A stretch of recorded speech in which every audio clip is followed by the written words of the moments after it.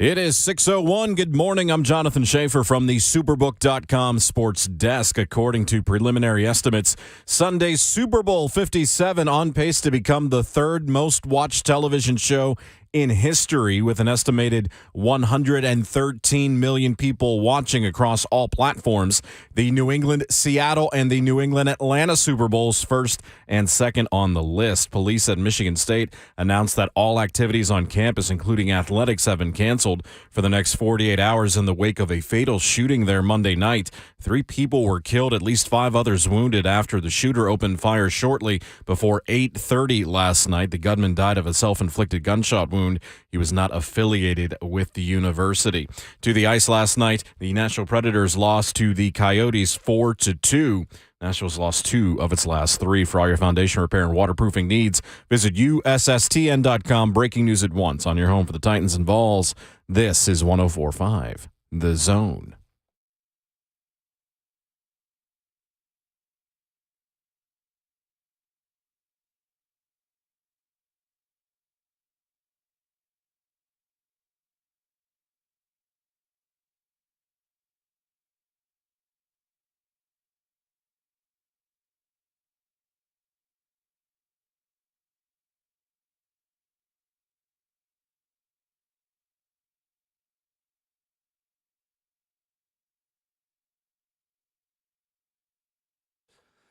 Tuesday morning edition of Ramon, Kayla, and Will is off and running as Todd Downing lands where a former Titans assistant already has a new gig in the AFC.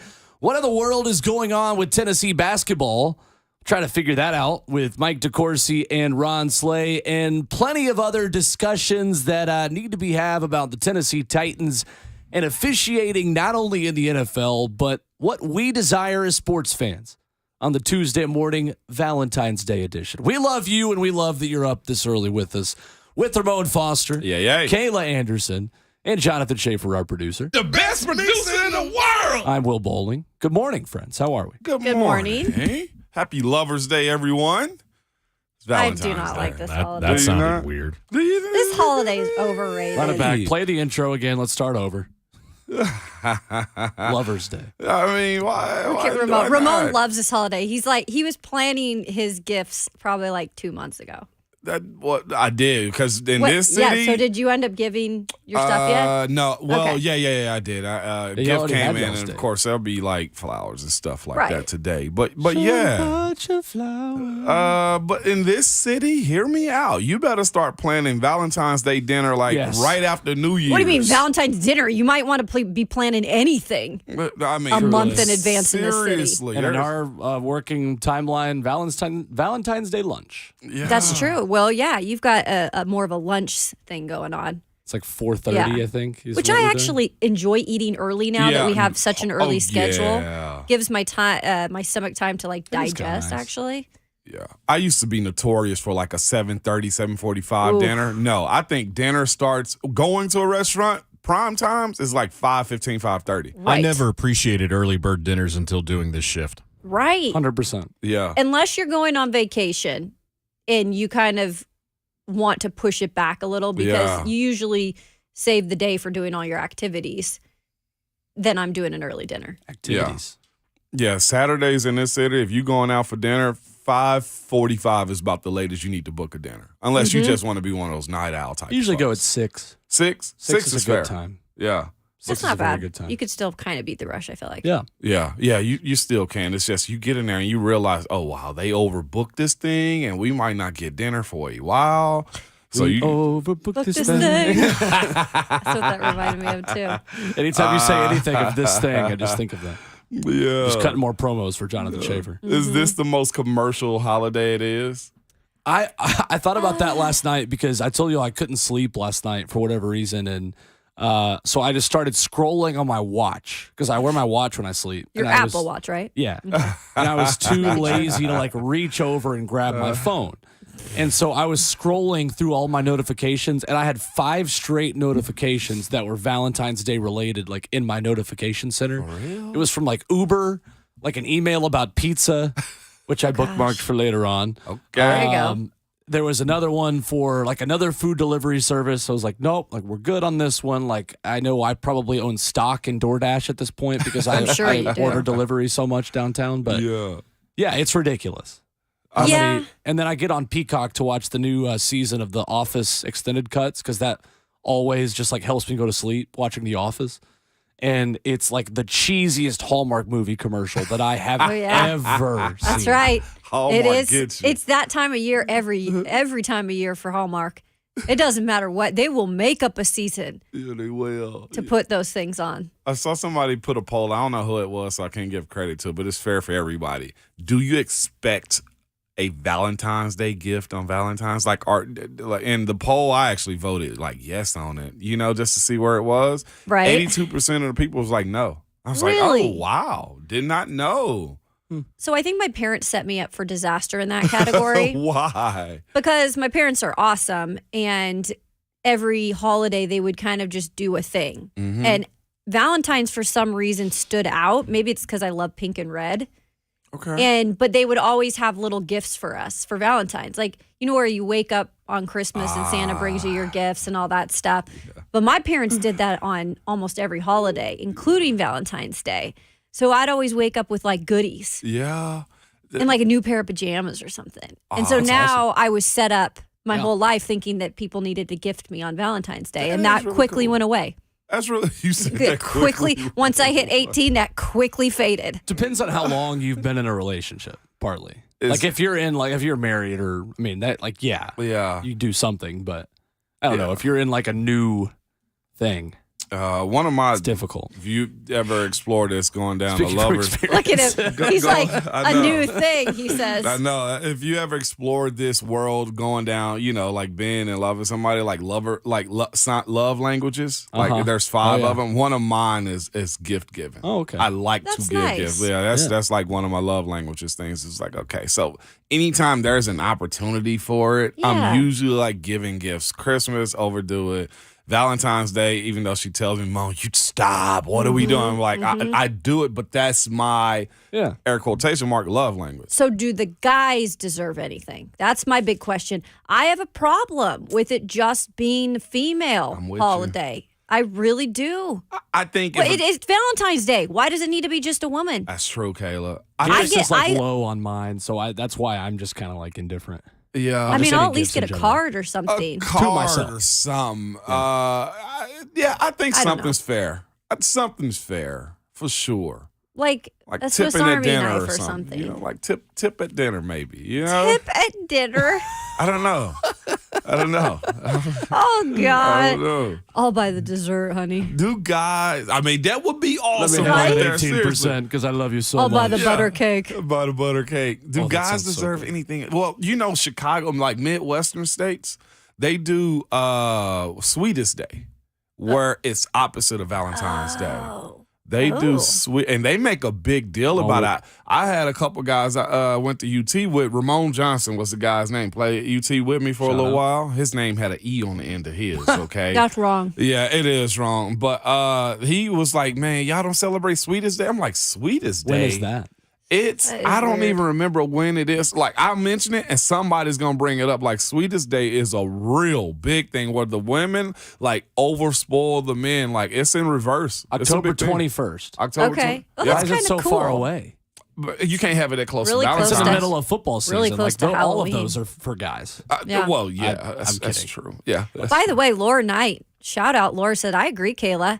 I bought my hubby a single barrel of rye whiskey. Hey. Now that's Look at Laura. fantastic. That's all a guy need. Love it. Truly all we need. That's all we need, man. Or you can even buy like some Glencairn. How do you say those names? Glencairn, the whiskey. Glenlivet? No, not Glenlivet. That's a Scotch. I know. That's what I thought the you were glass saying. you drink out of, Glencairn. I never Oh, knew how yeah, to say no, the I know what you're official talking name. about. Glencairn or Karen. I need to get one some of them. those. I got just two. I broke one. I had 3. Did you? I broke one, man.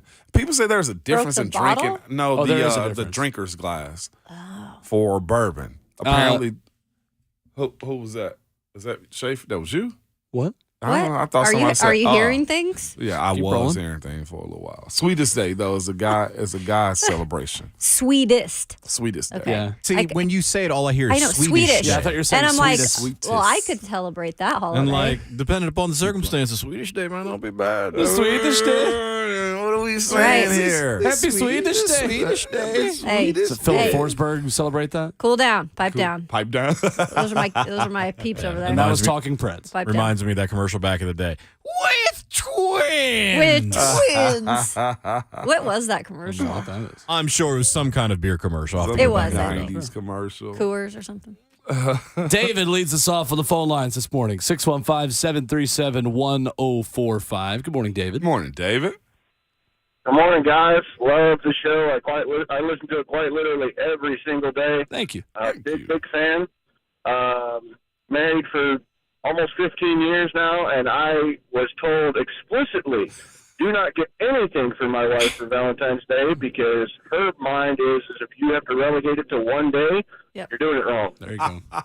It's true too. So you do not get anything? Like not even a flower, not even a single No, rose? if I get her anything, it is death when I come home. Like, it is, no.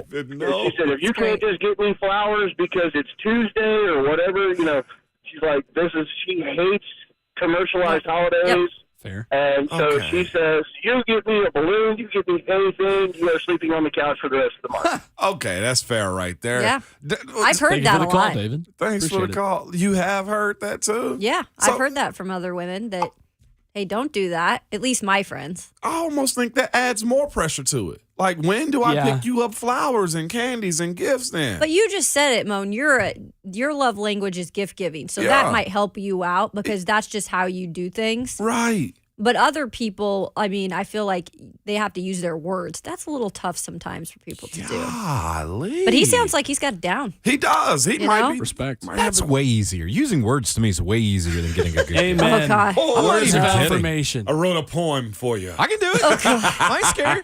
I'm scared. I love to Just- hear Shay craft a poem before the end of the Yes. show. Please do. A haiku. Love that. From Ramon, Kayla, and Could Will. words do it for you, Kayla? From the desk of Jonathan If- F. if- Schaefer. Words? Like writing you a poem. That would throughout poem? a poem. Yes. A poem. Words. Like that's gonna Nah. do it for you. Nah. That's all I'm saying. Poem. A poem. Poem. You're like Benedict Cumberbatch saying penguin. Poem. Penguin. I think the Penguin. occasional, like, Oh, my just goodness. surprising you with a nice thing, Yeah. at a random time. Flowers. Penguin. Penguin. Poem. Poem. Penguin. By the way, 615 that was a Coolers Light 737 commercial, 1045. Kayla. The and Twins commercial. There you go. I Oh, looked it see? up. Yeah. Okay. Perfect. There we go. Sorry. What? Coming up this morning, Josh Ward, our good buddy from Josh and Swain on the Sports Animal in Knoxville, will join us. Figure out what in the world's going on with Tennessee basketball as they go into a matchup with a number one ranked Alabama team tomorrow in Thompson Bowling Arena. We'll dive into that as well with sporting news columnist Mike DeCourcy. A little bit of NFL, a little bit of college hoops with him. And of course, it is Tuesday, Yeah. so it's Ron Slay Day Ooh. at 9:20 this morning. At Ramon Kayla Will on Twitter is where you can chime in on our poll question this morning. Is Valentine's Day the worst holiday? Your answers are yes and yes. Oh. So choose wisely. And coming up next, the NFL headlines of a man that Titans fans, well, we're happy to break up with before Valentine's Day. Coming up on Ramon, Kayla, and Will, 104.5 The Zone.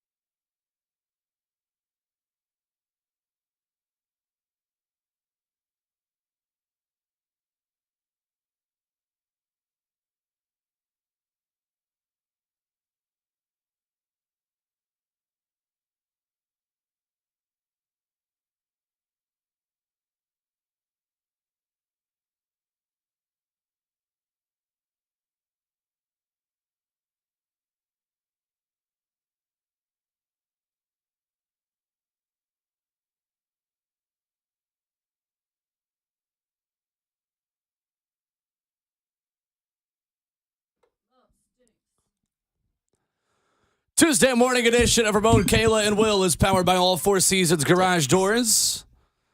Lots of headlines in the NFL to get to, including, yes, list time.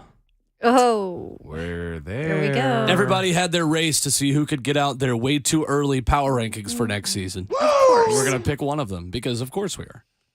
Coming up in just a moment. Why would we not? 615-737-1045 is the number, and we go back to the phones where John in the borough wakes up with us this morning. Hey, John. Good morning, John. Good morning, everybody. Happy Valentine's Day. Remember, love is love is love is love.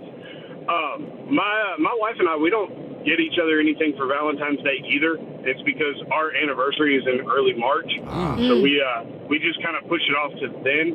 But we do make the night special. We make pizza together. We make homemade pizza together. Nice. It's 2-ingredient pizza, and it's super easy. And we also make our own chocolate-covered strawberries because I refuse to pay $60 for a dozen strawberries. Yeah. smart man. That's all we do. I mean, why waste $60 when I can put that $60 towards an experience that my wife and I can have Exactly. together? And what's Cooking crazy, together is fun too. Oh, yeah, definitely. Thank you, John. Those chocolate-covered strawberries are probably about no more than $12 for 12. Do you buy those? If you do it at home. Do I? Yeah, because my wife. Of course, I knew he was going to say that. That's why I set him I up. did those in loves college one year. I'm a sucker. I did like the gourmet, like delivered in like the freezer package, like really nice gourmet chocolate strawberries. Mm-hmm. It lived up to the hype. I'm not going to lie. did. They're so good. Hey, I'm just. They're so saying. good. I like the pizza making though. I actually enjoy making my own pizza a lot too. Yeah. No, that's legit. Off the grill at home. Oh my god. Ooh, off the grill? Yeah. Well, he's at like a stone fire. Remember? No, I got a big green egg. That's what I have at the crib. sorry. See. But you get the We thing up wouldn't to know. like set. I love it. I promise you're gonna have pizza maker, pasta maker, macaroni station, a seafood tower. If you had the steaks, daily mention of and us not barbecue. going to Ramon's house at over the 7 a.m. hour this morning, You're please winning. collect your winnings at the pay window. It's going to be like a Las Vegas buffet. It is. when we I'm go telling you, I'm over. bringing out all the perks and just bells and whistles when y'all pull up. I'm going to have somebody outside with a friggin' butler hat on. There'll be like valet parking out front. The gate to come through is going to be like eye recognition for you to come through. I can't wait for it. Oh, my gosh. I Sounds love great. it. And maybe like what, next lifetime? Yeah, coming in 2 to 4 business months. You hearing this, We'll get Shafe? there. You just going to leave me out here to hang? Well, That's Shafe cool? has been, Shafe is hung. He knows what you can crazy. provide. I was in terms checking of my email buffet. and doing stuff. I wasn't paying attention. I was okay. What's gonna happen okay. is- wait a minute. You're going to attack me now? Yeah. Oh, we're going to do this? Yeah. Okay. Yep, he's turning the blame. You know what I heard for the past 2 minutes from you, Ramon? What's that? Blah, blah, blah. That's all I needed. Just give me. All right, I'm good now. Well, I think Ramon is actually going to double down and go back to the original bet, which was a bet on Todd Downing and an offense that scored more points than a lot of us expected. And now Ramon is just going to be a New York Jets fan because that's where Todd Downing is going to be next season. Congratulations. Passing game coordinator. Okay, y'all better put some respect on Todd Downing's name out here. Served this time, I and will now he's do a free no man. such DA's back. thing. Close, because we ain't got to watch Yeah, it every he week. literally served his time. Literally served his time. He did. Good. It's funny the way ESPN.com frames, first of all, anything. But secondly, the way ESPN.com frames this as assistant who's worked with Carr and Tannehill gets hired by Jets. Like, really? You know what? That actually pissed me off. I'm not even joking. When I saw that, and they were like, "Oh, he worked with Tannehill and with Carr," and I went, "Really, y'all?" You knew that was happening. Because, like, guys, seriously, you didn't have to go there. We get it.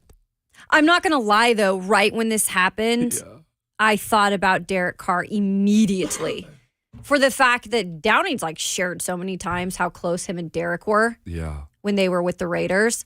And so my brain immediately went there. I was like, oh, Derek Carr's going to go with the Jets. You want the most violent of takes this morning? If the Jets were serious about their offense, they wouldn't have hired Todd Downing. That's fair. Or let's play DA here, okay? No, are we? No, that's over. We're You done. don't have to We're do that done. anymore. No, we don't. We don't have to do that. What? No, seriously. Okay. Okay. So it's two things that may have happened here, right? He could be getting hired by a friend. Do we look at that and say Todd Downing potentially hired Well, that's by a really friend? freaking good friend. That doesn't make him better at his job. Okay, That's all what right. I'm saying. But he's good enough to be retained and hired, right? So we're there. Is he? Derek Dooley was hired after being fired at the University of Tennessee. But he wasn't hired as a head coach. And He neither went is back to Todd being the Downing. assistant. Nobody's basically being assistant to being rehired to a similar, not the same, but similar role. Okay, let's say this then. What if Todd Downing was handcuffed into the type of offense that he wanted to run here in Tennessee? So you're Let's play saying that it's game. Vrabel's offense now. Just a little bit of it, as far as let's run. Like, what if, because no competent, somewhat smart enough coach is ever going to buy into the tendencies of run, punt. You mean like Matt LaFleur and Arthur Smith, who got head coaching jobs doing that?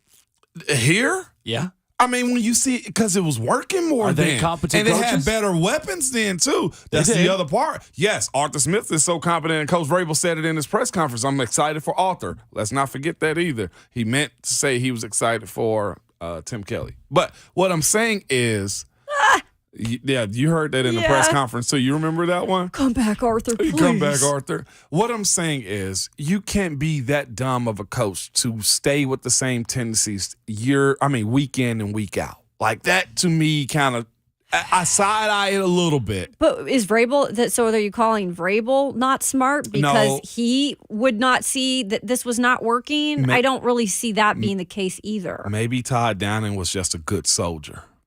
He ran the What offense. did he do with the Raiders prior? What did he do? He I actually question had you on Derek that? Carr's best years as a Raider, too. But he wasn't that great. Right. But He didn't not have when good- But he was not But that as far great. as the passing with Derek Carr, he actually had Derek Carr passing efficiently and well while he had him.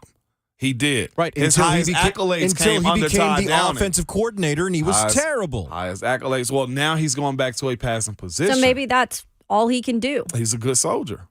What if that is the case? Like, it can't always be down on Todd Downing in this system. Like, no coach, I don't think, is that dumb to just say, hey, I'm going to run the exact same Maybe thing. he's a specialized coach then, and that's all it is. If that's the case, boy, good luck with the rest of his career. I'm just saying, like, it Look. makes sense that it shouldn't All have right, let's go looked beyond like the curtain. that. Yeah. Let's go beyond the curtain. Yeah, go ahead. Pull it back. I made that comment to make a hot comment. No. Okay.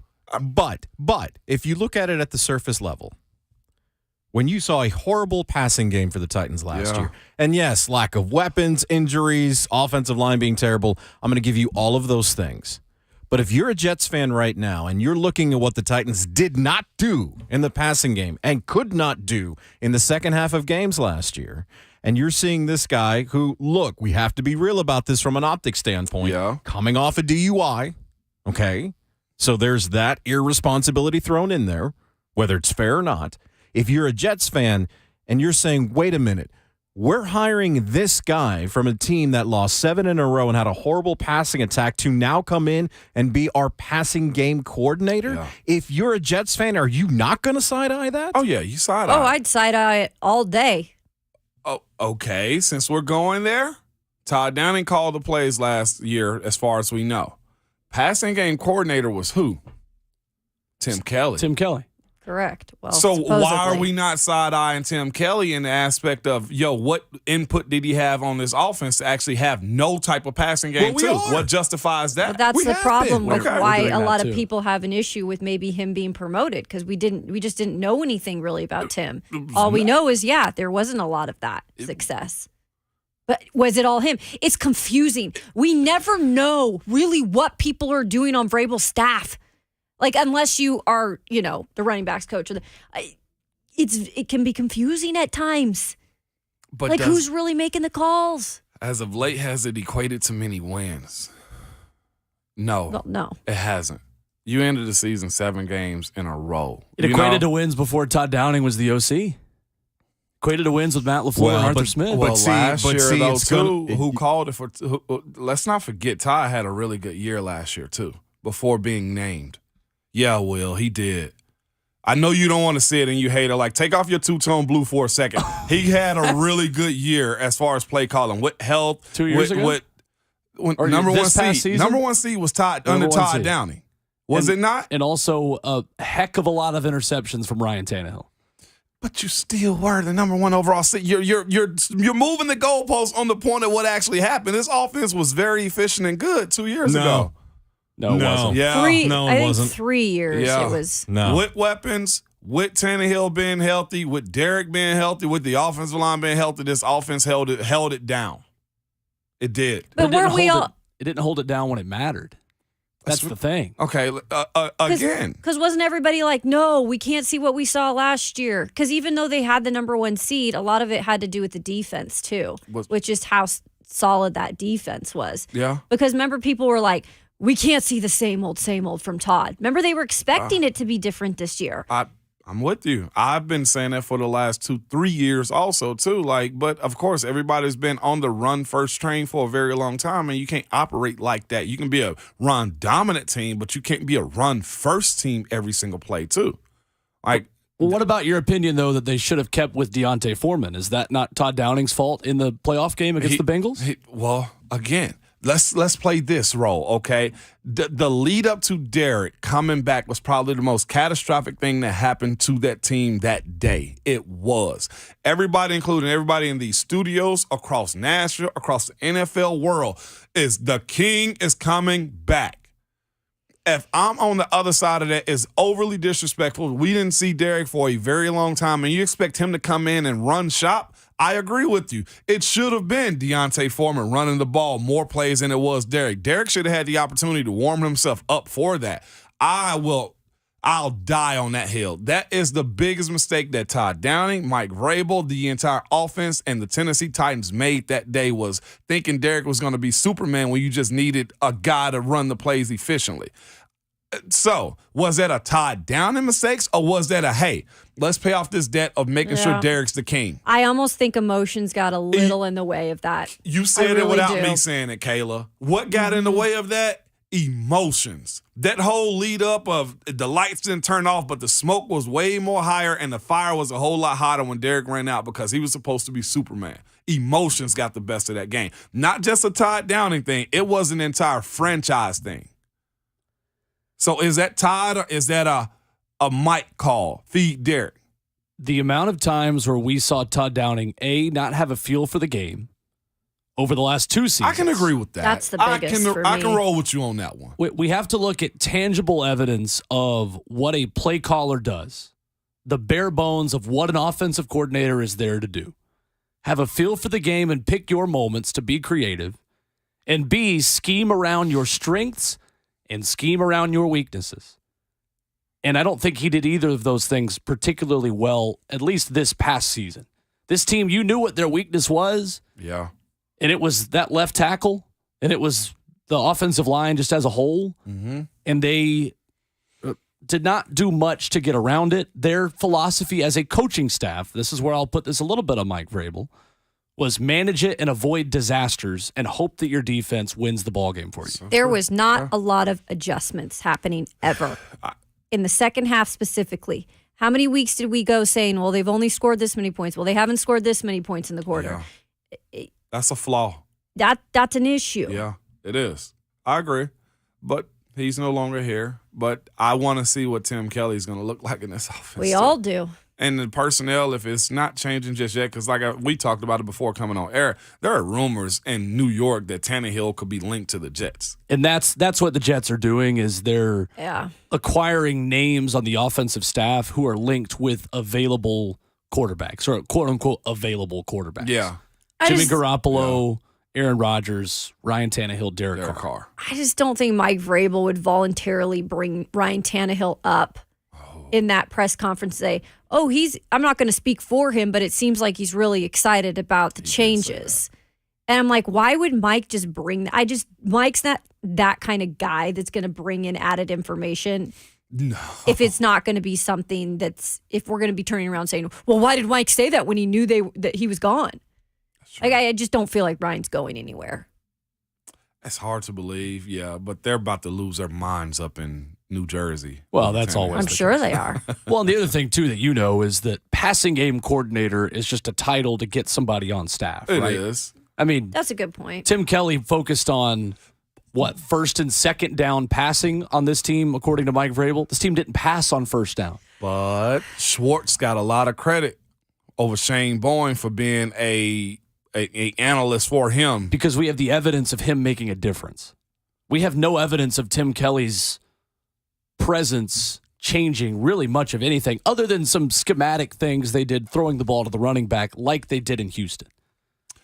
But it's still it's funny that, Schwartz could get credit, but, Tim Kelly couldn't for a lack of. It was more tangible with Schwartz because you saw schemes and principles that he had used at his previous stops as defensive coordinator that were signature to him.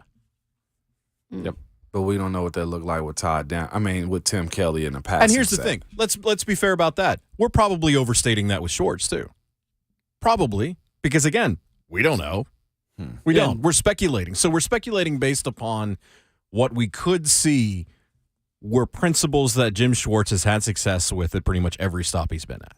So we're still in the dark about what Tim Kelly can do other than what he did at Houston. Well, we only have 1 year of sample size with Tim Kelly here, too. And We had again, a couple of years of Jim Schwartz. we've never spoke to him. Ever. But I would love to speak to Tim Kelly just to be able to ask some general questions Yeah. about his philosophy, what he's learned here in his last year. These are basic things. It's really hard to get a feel for anyone if you've never talked to him. Yeah. No identity is what we're saying yet. You just don't know. And I didn't see much of him from Houston when he was the OC in terms of speaking. I don't know how. I mean, I wasn't paying attention to the OC, what they're talking about down there, but 615-737-1045 is our number. Couple of more stats coming out of the Super Bowl, specifically about that offensive line for Kansas City that I want to go back to and take a look at because their ability to run the ball, again, very underrated in the second half of that game on Sunday. Yeah. We'll dive into that coming up next. Ramon, Kayla, and Will, 104.5 The Zone.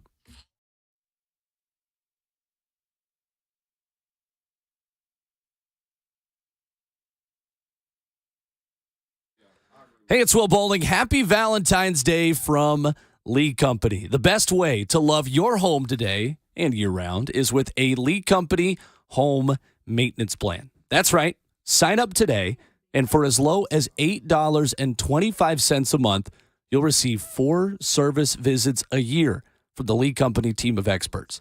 That's a heating system tune-up, an air conditioning tune-up, an electrical inspection, and a detailed plumbing inspection as well. That's 4 annual visits for $8.25 a month. For the very best in-home service, call Lee Company at 615-567-1000 or visit them online at leecompany.com and search Home Maintenance Plan to join their membership. Do what I do and trust the folks who have been trusted in our community for nearly 80 years. 615-567-1000. They're online at leecompany.com. That's Lee Company, all you need.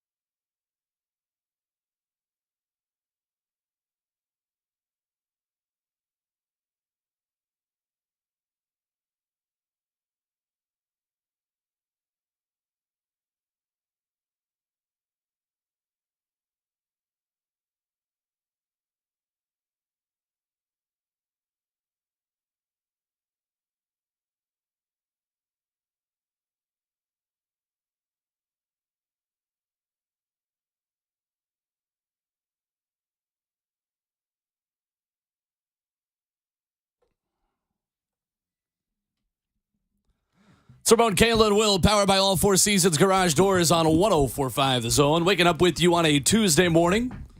Ramon Foster, Kayla Anderson, and Will Bowling. More stats on the battle that Kansas City won in the trenches.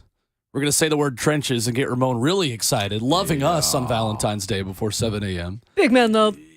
In the second half, guys, Kansas City rushed 17 times for 126 yards and 6 first downs.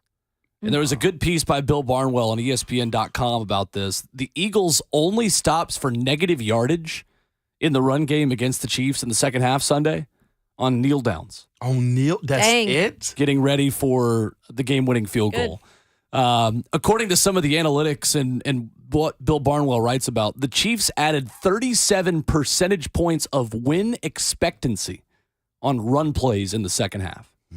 No Andy Reid team had ever added more than 26 percentage points with second half runs in a playoff game before Sunday. We're getting pretty specific there. Yeah. All that to say, it was a different formula, but it was still a winning formula for Andy Reid this time around. It was, man. And it was good to see. Again, we brought this up yesterday. Why didn't Philly continue to run the ball again against them? Like, that was the biggest thing that I thought was the reason why they lost, other than that punt return, too.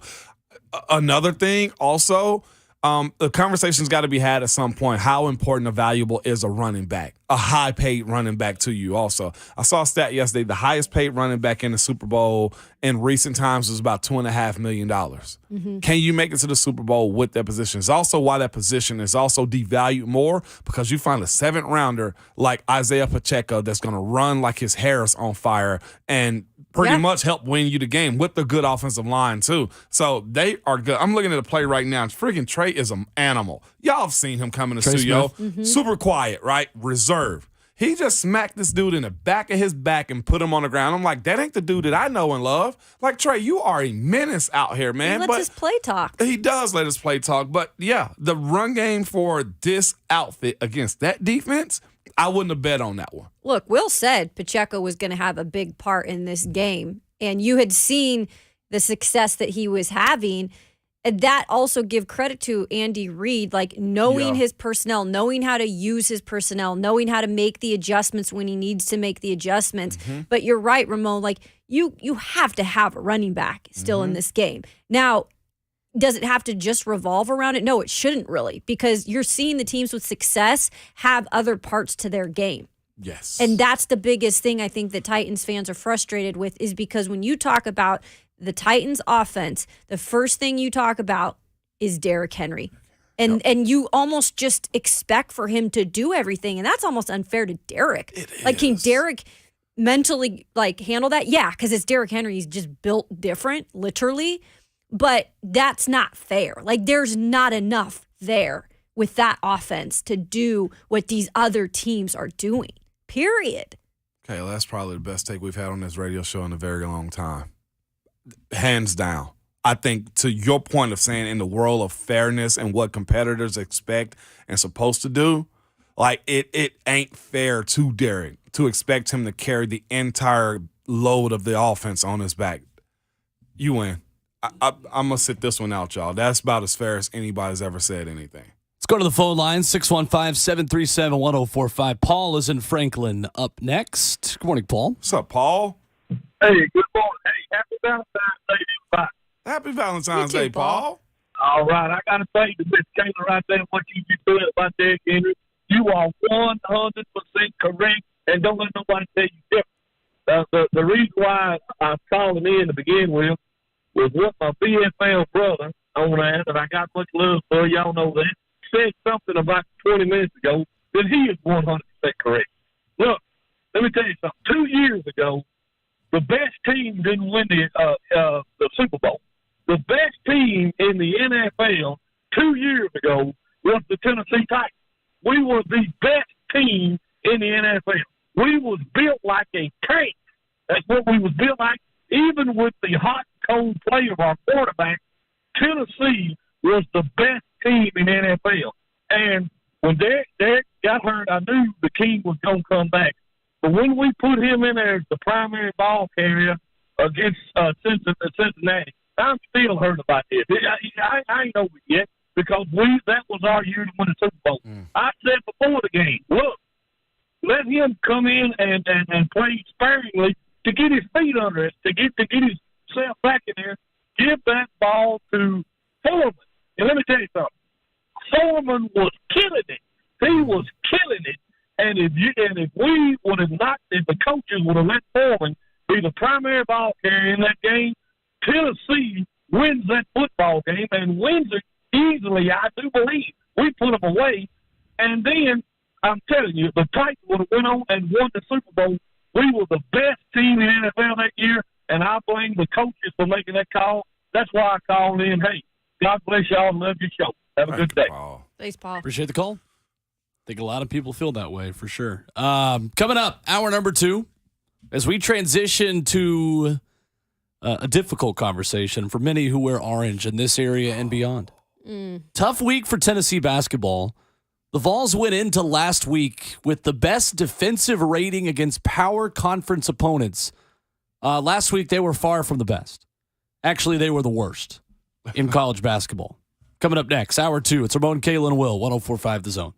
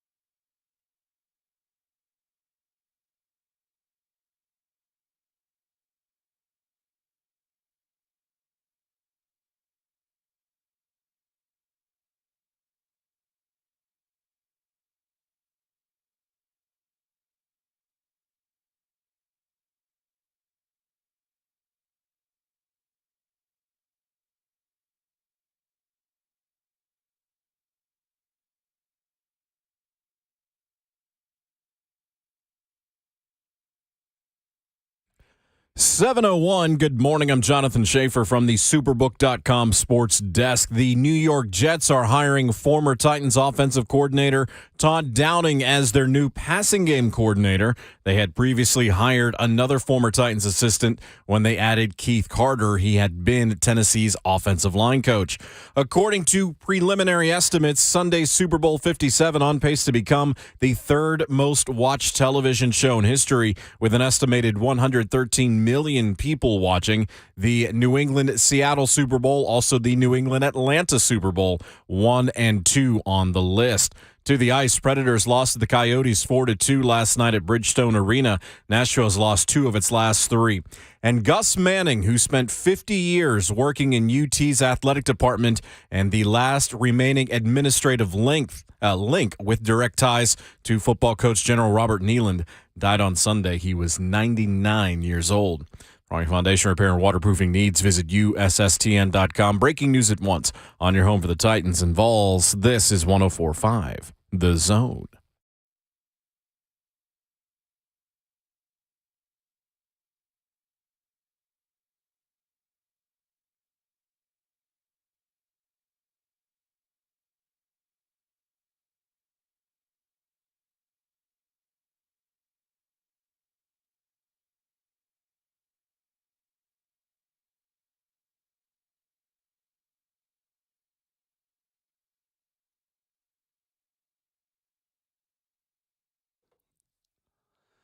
A very good Tuesday morning to you in Music City and beyond. On Ramon, Kayla, and Will, powered by All Four Seasons Garage Doors. Coming up, Josh Ward from the Sports Animal in Knoxville tells us what in the world is going on with Tennessee basketball as they prepare to host the number 1 team in America tomorrow and maybe replicate a little bit of success the football Vols had against that school from Tuscaloosa, Alabama. Alongside 11-year NFL veteran and Vol for Life, Ramon Foster, our broadcast journalist veteran, whose J is always capitalized, Kayla Anderson, and the best producer in the world, Jonathan Schaefer. The best producer in the world! I'm Will Boulding.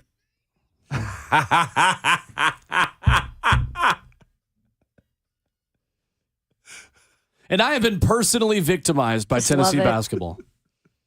I wasn't expecting I it know. today. That's when it's the best. Personally victimized. And now that sounds like the real thing.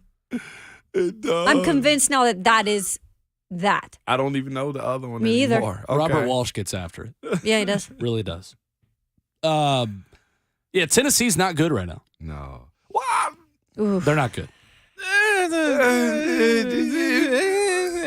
They're having issues. You doing that to mock me, or you doing that just because? Oh, I was actually in unison with you. Okay. I was not mocking Mockery that time. agrees. But I don't know where Shafe is. If I was sometimes. mocking you, I'd go, come on, man. That's when I'd be mocking you. Yeah, that's fair too.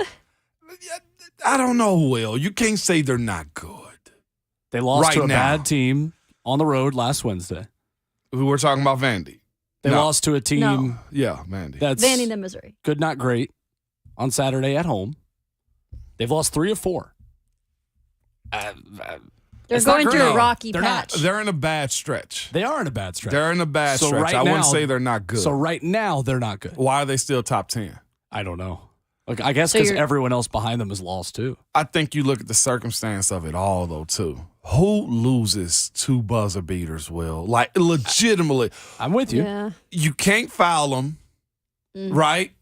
Zakai wasn't on the court. I heard Savage say this yesterday, to press the ball coming up the court, coming up the floor. The Vandy play was a really good play. Like, it was, Will. Like, either he makes a shot going into overtime plus the foul probably, and you got to contest that layup here at Vandy. He's wide open for the 3. And Stack, I felt that game, like, in the sense of, like, he's going to coach him up well. They lost a close one in Knoxville to Vandy. Vandy ain't far off as we think they are as far as basketball, or at least competing also. I don't want to say they're not good. I think they're in a bad stretch right now, too. And Vescovy not hitting his free throws, that's huge. mental blocks, whatever you want to call it, plus a lane violation on top of that, too. They should have never put themselves in that position with Missouri, though. I'll give you that. But can I use the excuse of when you number 1, everybody plays you a lot harder? They were number 1. I mean, but they're really good in I'm speaking in, just putting it in a group by itself. They're top 5, top 6, top 10 at that point. You're going to play every bad team that you see ain't going to lay down to you. They're going to try to reset their season off But of they beating know you. that now. They know that. They should know that, but they're also college students. I'll give them that. They're also But college you just students. lose like that in that fashion to Vandy, and you can't find a way to pick yourselves up and not make it that type of a game where you're going to leave it up to a buzzer beater. I can roll with you on that one. You get what I'm saying? But I just say also the idea that they're going to get everybody's best, I think they're still a flawed good team. I think that's fair to put them. Not saying they're bad. I say they're a flawed good team. I said right now they're bad. I'm not saying they're a bad team. Oh, that's okay. All right, for sure. Yeah, you did Tennessee's say bad. that. Bad Take a deep right breath. now. Yeah. The losses, they suck. According to collegebasketballanalytics.com, the Vols had an 88.1 defensive rating against Power 5 opponents going into last week. Yeah. Last week, they had a 126 rating, the worst mark of any team in the country over the last 7 days against Vanderbilt and Missouri. We're going to point to the offense, and we're going to dive into this with Josh Ward, Mike DeCourcy, and Ron Slay over the course of the show today. And I think the defensive end of the floor is hurting them offensively as well. They got to get out and run in transition to be able to have success. The Missouri game is a weird one because they scored in the mid-80s and they lost. Yeah. That never happens to a Rick Barnes team. Never. And Missouri was making some crazy threes.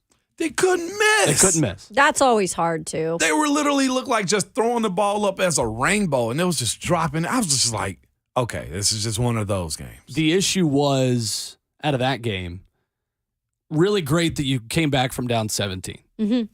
Impressive. That was huge. Tyreek Key emerging as a scorer, big development for this team. And don't get me wrong, I'm of the opinion that if all of this prepares them to be a different and better version of themselves in March, sure, worth it. Great. I'm okay with it. Yeah. I'm not giving up on this team yet by any means. The issue is up 6 with 3 minutes to go at home against a team that's 6-5 in the SEC. Got to win that game, man. You got to. To Caleb's point a second ago, like they couldn't miss though, Will. I don't care. With contested shots. Up 6 what are you at supposed to do home. with contested shots though? Like that's a hard place to be at. Like some days it just ain't your day. And Tennessee had a bad week. Of some weeks it just ain't your week either. Like that was a tough game to watch. Being down by that many points, coming back and taking the lead to your point, and couldn't close it out. Not just did he miss the front end of the free throw again, and then the back end with the lane violation? He missed the first, the front end, but it was double bonus this time. I know. I know. He missed the first free throw, and then Tobe Awaka stepped his right foot in the lane. And the second free throw was irrelevant at that point. What I meant was I think he hit the same spot on the rim again. Oh, I think he hit or did he hit the back different end this time. of it? It was the back end against Vandy. Yeah. It's just an ugly style to lose, man. And then they're SEC games at that. Mm-hmm. It's funny, too, that maybe not funny to Tennessee fans, but during SEC play, Tennessee leads the SEC in free throw percentage. They're shooting 76% from the line. And Vescovi is what, 80% from the free throw line? He's around that. Well, remember the stat he had a couple of years ago where inside 2 minutes he had made, 35 free throws in a row? Wow. Inside 2 minutes of a game. Tennessee still leads the SEC in scoring defense, free throw percentage, assists per game, and assist to turnover ratio. Mm-hmm. Yeah, it's a lot of categories. That is a lot of categories. I hope this is preparation for what March is to become. Like, I don't know how to, for them to win that game other than better defense around the perimeter. Do you chance them fouling them, shooting the ball? Do you press them, coming up the court with the ball in his hand? Like, there's so many ifs about that game. There's just one lucky shot. Who's that accurate that you can just take those type of half-court shots and make them like that? Or do you go? Or is it going to be a situation like you said that you go back a couple weeks, and say, hey, remember this stretch this week when we lost these 2 buzzer beaters? Like, do you use it? Can you use it? It's like, we can't do this again. This is how. Like, utilize. I mean, it has to be a turning point in a way too. Yeah. That you cannot do this again. they've had like March Madness moments in February. Right. You know And so what maybe I'm like, saying? maybe it's a blessing in disguise. I don't know if I'm trying to make a positive out of it. Me too. They've had March Madness moments in February, and I'm just more Yeah. of the mindset, just like, all right, use it, like create a scab about it and move on from it. But you're hearing Rick Barnes speak about Vescovi in the sense that, like, it's a tough loss for him because he's, the older guy on the team. He's supposed to be able to, close out games in those moments right there, and he just couldn't. He hadn't the last couple times he's been presented with. They it. need a little more out of him. They do. They do. But then Zakai fouling out too don't help your calls either. So what is he when he's not on the court? If he's the guy that's supposed to get you going or at least control the tempo of it, you don't have Josiah Jordan-James out there either. So who's the leader that you're looking for in those type of moments? Here's, before we go to break, my message to Tennessee fans on this.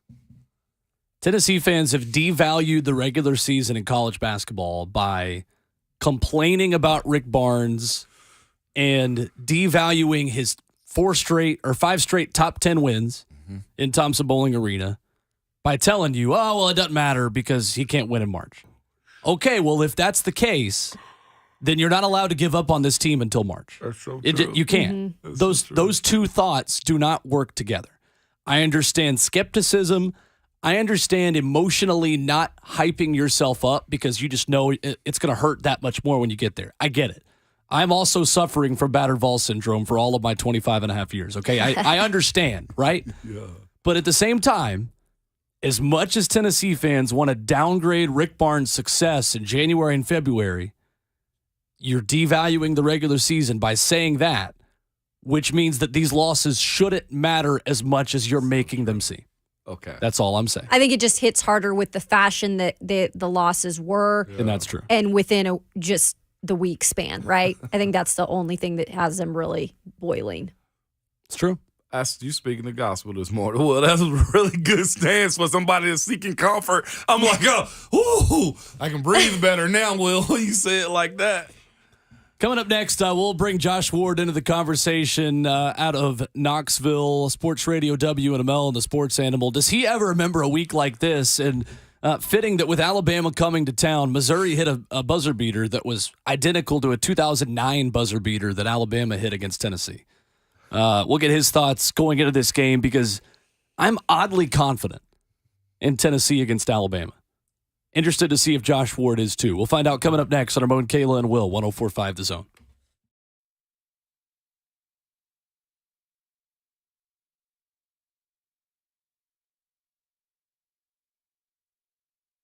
It's Ramon Foster from MyPhDWeightLoss.com. I'm here to tell you they're one of the best weight loss programs you could ever think. I mean, yes, it is a program. It's not taking pills or meal suppressants or anything like that. I've been asked that question as of late, and I just want to be the first one to tell you that no, it's not that. It is a plan specifically formed for you that is going to make sure that you hit your targets by the time that you want to if you stick to the plan. On average, most male clients lose between 3 to 5 pounds a week, and female clients lose 2 to 3 pounds a week. They send you your meals that you can be able to prep for yourself.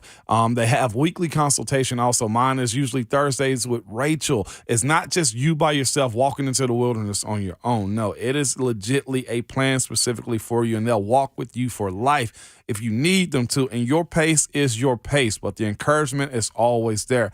Again, New Year's over. Holidays are over. Valentine's Day is here. And look, I'm telling you, you want to get right for your boo thing for the summer hitting. Y'all go on those summer vacations and do your vacations and everything. Well, guess what? Go to MyPhDWeightLoss.com and be sure to tell them that Ramon sent you.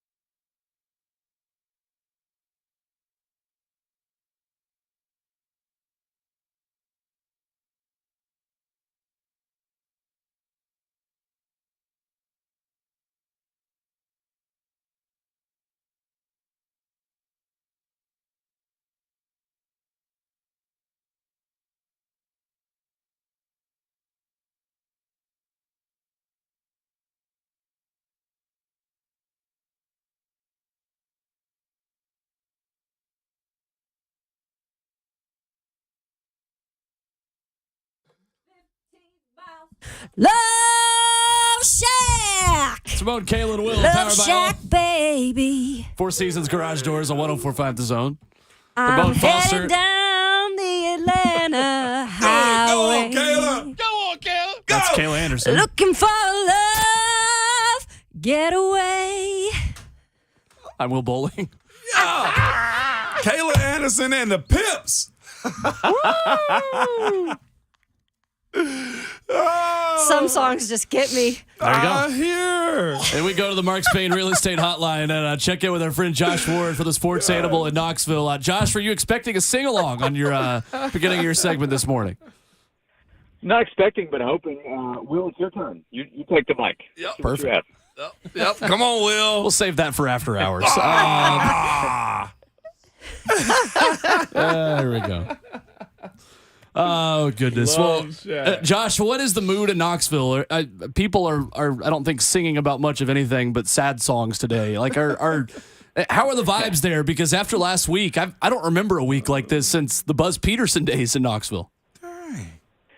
Well, vibes maybe are trending toward baseball season starting up at the end of the week, depending on how the rest of this week goes. And, what a difference a couple of weeks can make, and that's college basketball, because the conversation after the Texas game was, hey, this team really does have what it takes to go to the Final Four. Can they do it? Now the conversation 2 weeks later is, is this season going to fall apart? And you have injury concerns, which factor in at least what will happen against Alabama or what might happen against Kentucky. But, yeah, I think fans are a little afraid that what they've seen the last few years, those fears that were already there, okay, should I buy in because I know what's happened in the NCAA tournament before, that's starting to become real, and they're already seeing it before March even arrives. And the last 2 weeks can still be a reminder that you can turn it back around quickly. We've seen past national championship teams or Final Four teams do it, but I think Tennessee's recent struggles in March popping up on the court in February is what has Tennessee fans most concerned. So, Josh, the Vols are now 2-5 in games where their opponents shoot over 30% from three. Is this just a elite defense regressing to the mean a little bit because they were just unsustainably good from behind the arc defensively coming into these past couple of weeks, or has something changed for you that's a larger concern in this team? I do think that some of it is bad luck after having some good luck earlier in the season. I think numbers are always going to bear that out, and especially in this sport. And we're coming off a game where Tennessee statistically, possession by possession, did as much as you could ask for offensively. If I told you Tennessee scoring in the 80s in regulation, I don't think too many fans would have been concerned going in about beating Missouri, but that's the way that it played out. But I also don't think Tennessee has been as good defensively the last couple of weeks. There have been mistakes. There have been some plays where you can point to in key moments late where it's been too easy for the opponent. I mean, the game winner for Vanderbilt was on a defensive mistake by Tennessee. So it's the best defensive team in the country making an error on what they were coached to do in that final play, leaving an open three-point shot. So I think it all goes together. Right now, not having Josiah Jordan-James not going to help that if he can't go or if he's not at full strength against Alabama. Could have used him, I'm sure, the other night against Missouri. Part of it, though, was Missouri was hitting shots that they were going to hit no matter what Tennessee was doing defensively. That's why it's a test to see how Tennessee responds. I think that's part of why in the post-game press conference, Rick Barnes was talking about the effort that his team gave, because to give that kind of effort, to have a comeback, which they've had in their last three losses. They came back against Florida. They had the lead there late against Vanderbilt and then against Missouri and then gave it up. I think he's trying to make sure that his team stays locked in because they're still capable of being the best defense on the floor. And if you're in the country, and if you're that, then you have a chance to put together some wins in March. But how his team responds mentally, I think, is the biggest test right now for Rick Barnes. Speaking of mentally, they always say free throws are free and you're supposed to make them. Vescovy, man, where has Barnes been in response to him as of late in clutch free throws? And, has anybody had any conversation with Vescovy, too, to figure out, how can we get over this hump? Yeah, I think privately guys are trying to pick him up and make sure that he understands they believe in him, are counting on him. When I talk about what Rick Barnes said in the post-game press conference, he said that about the team in terms of the effort and how proud he was, but he was also specific in how he felt bad for for Santi because he's been in that spot in his career and knocked him down, but didn't against Vanderbilt.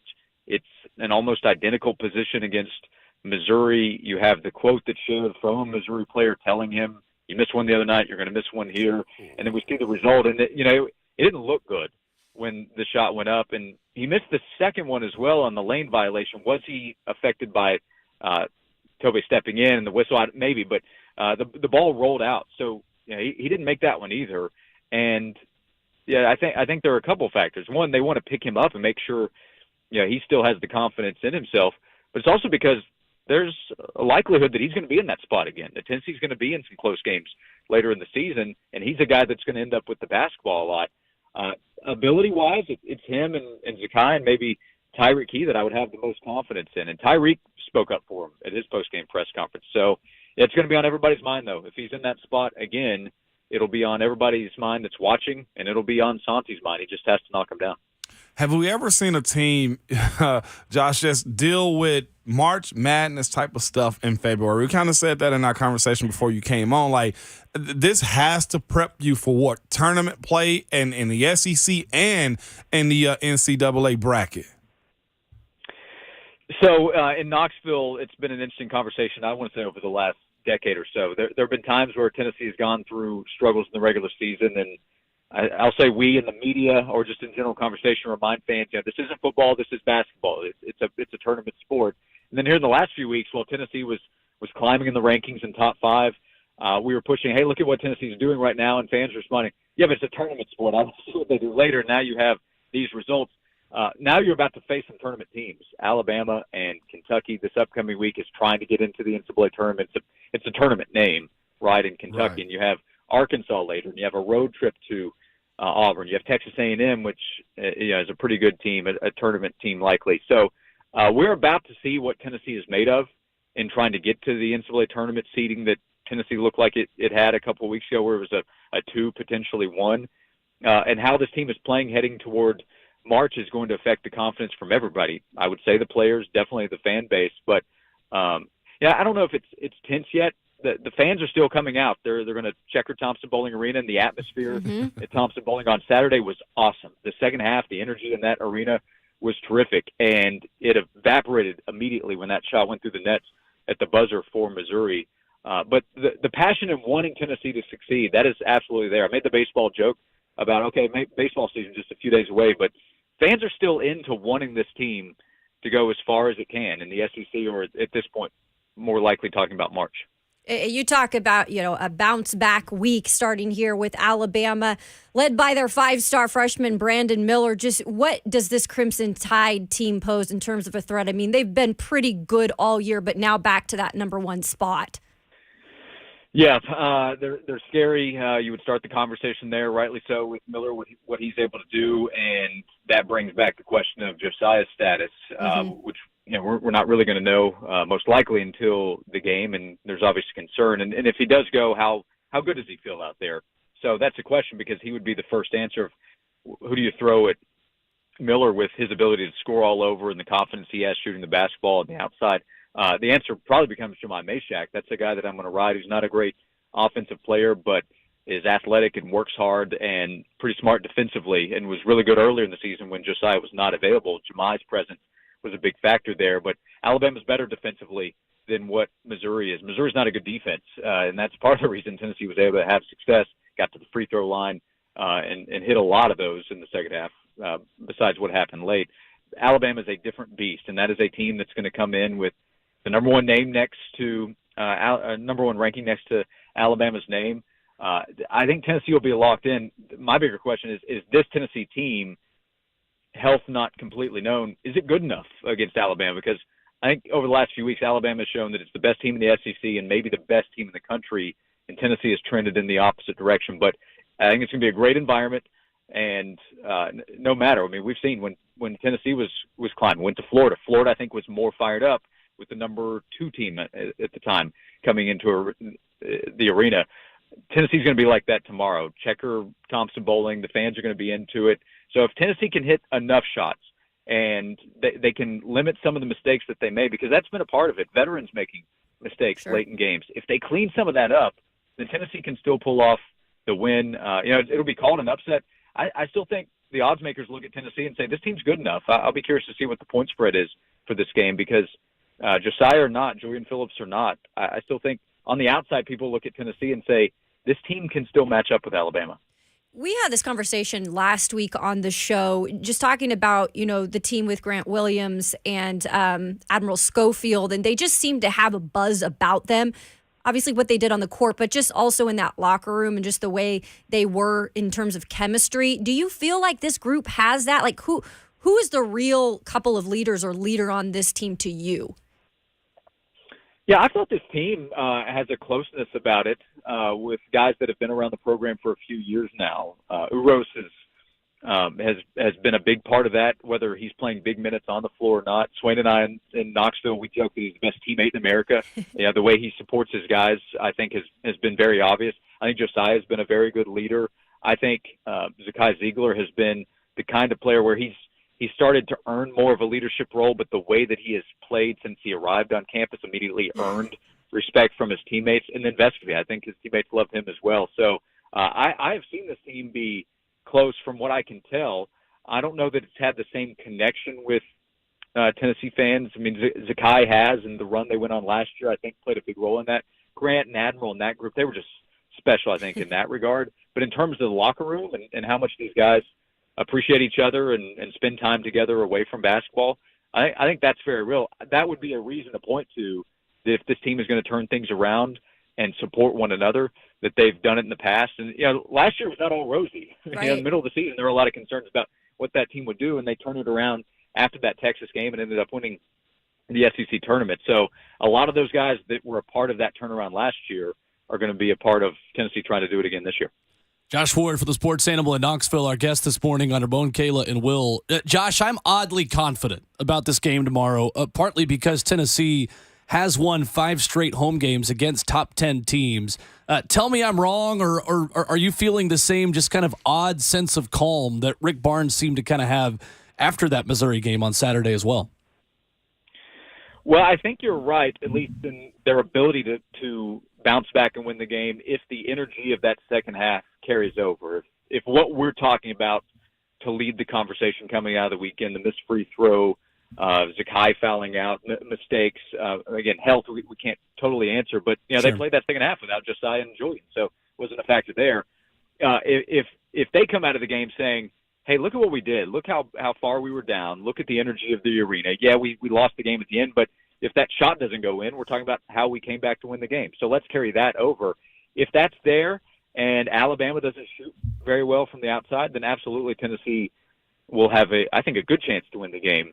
If Alabama comes in and shoots lights out because it's capable of it and Missouri just did it, then you're going to be wrong and we're going to look foolish for even talking about it. So the cop-out answer here would be it could go either way, and I wouldn't be totally surprised if Tennessee wins the game or has a shot to win late. I won't be surprised if Alabama comes in and it quickly builds a 10 and 15 up to 20-point lead, and we're like, okay, what happens next? I won't be surprised by that either. So it's about how Tennessee's team responds mentally to me.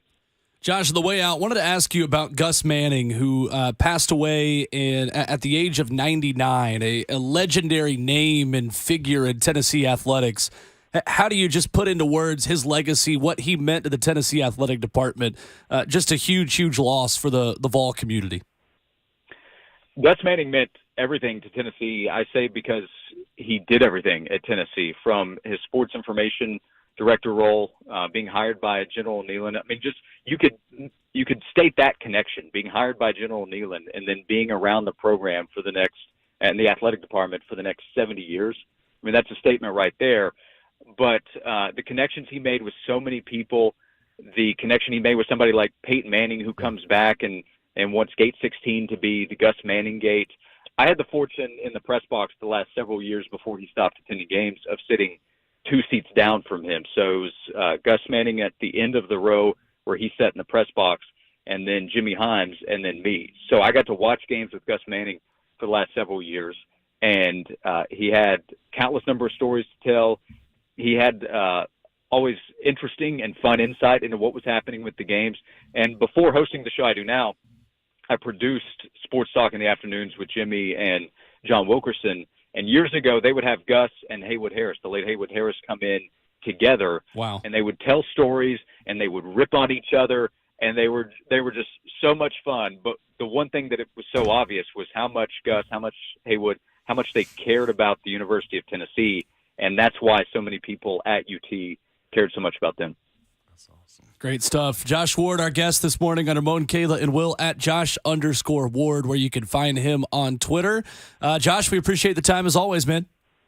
Hey, you got it. Thanks a lot, guys. Appreciate it, Josh. All right, there's Josh Ward with us this morning on the Mark Spain Real Estate Hotline. And just echoing that, guys, you can't do anything in the Tennessee Athletic Department without it having Gus Manning's fingerprints on it. I mean, That's the guy is as much a cornerstone of that university as Haywood Harris.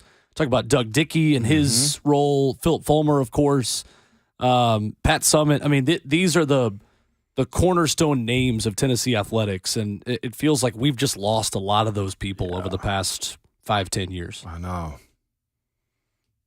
That's just time will, but I'm hoping somebody else come behind it, man. His legacy will live on. He's got his name on the stadium. That's huge right there. You know what I'm saying? So I think that's the thing that I noticed with Tennessee athletics. And my first game ever was flying here to cover Montana and Tennessee back when Dooley was the head coach. And the first thing that I realized was, wow, the hospitality is, first of all, incredible. Everybody taking me under my wing. I was like a solo, like shooting, doing everything myself. Yeah. I was like, one thing that left an impression on me from Tennessee is like those people really care and they really want to go out of their way to, help people. And that brand is part of that. And it is a genuine thing. So I just adding my 2 cents from an outsider's perspective, like I feel like there's going to just be people after people after people who step up in those positions. While you've lost some really good ones, I feel like it's just they get good people and they keep good people there. And I think that was one of the most disheartening things too. That being the premise of everything about UT when you're there, to like have to make appointments to be up on campus. Like that's not how it worked there. When certain coaches came in and you had to make an appointment to go to the weight room and stuff, like we never operated like that because you have folks that laid down so much to get that organization, that school operating the way it does. That's not a way to go about it. So I'm glad that Coach Heupel and his staff have gotten it back to that point, and you've been able to celebrate guys like Gus Manning now because of what they did for the university. Peyton is still a guy that's behind the scenes being able to celebrate like that too. So, and that's those types of guys influence so many more people than you actually realize in those moments because they don't want the parade. They just do it because they love the school, and he was one of those types of people. Well, coming up, I want to dive more into the numbers around this Tennessee basketball team because as bad as things have been over the past week, we've covered a lot of the negatives and a lot of the shifts that have happened over these past 2 games. There's still a number of categories where they lead the SEC and lead Division I in terms of scoring defense and a majority of other things. They're doing really well. That's next on Ramon, Kayla, and Will, 104.5 The Zone.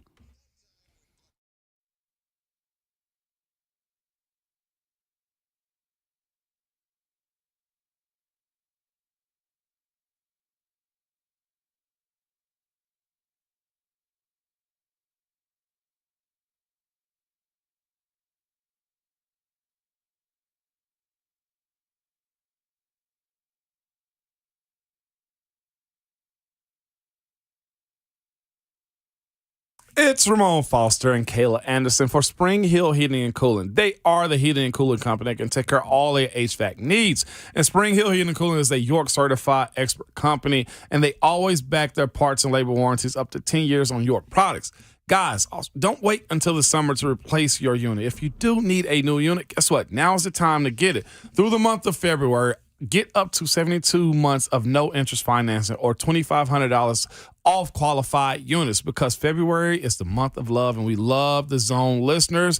Call for a service or call and mention Ramon, Kayla, or 3HL crew and get that service call for free. You heard that right. There is never a better reason to try Spring Hill Heating and Cooling. And you can't depend on the weather here in Middle Tennessee, especially this time of the year, but you can depend on our friends at Spring Hill Heating and Cooling because they are a family-owned and operated company with over 20 years of experience. There is always a family member just one phone call away.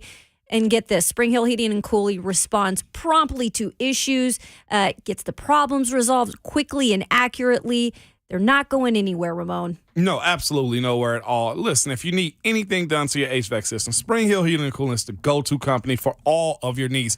Visit their website at springhillac.com and be sure to tell them that Ramon and Kayla sent you. Go check them out.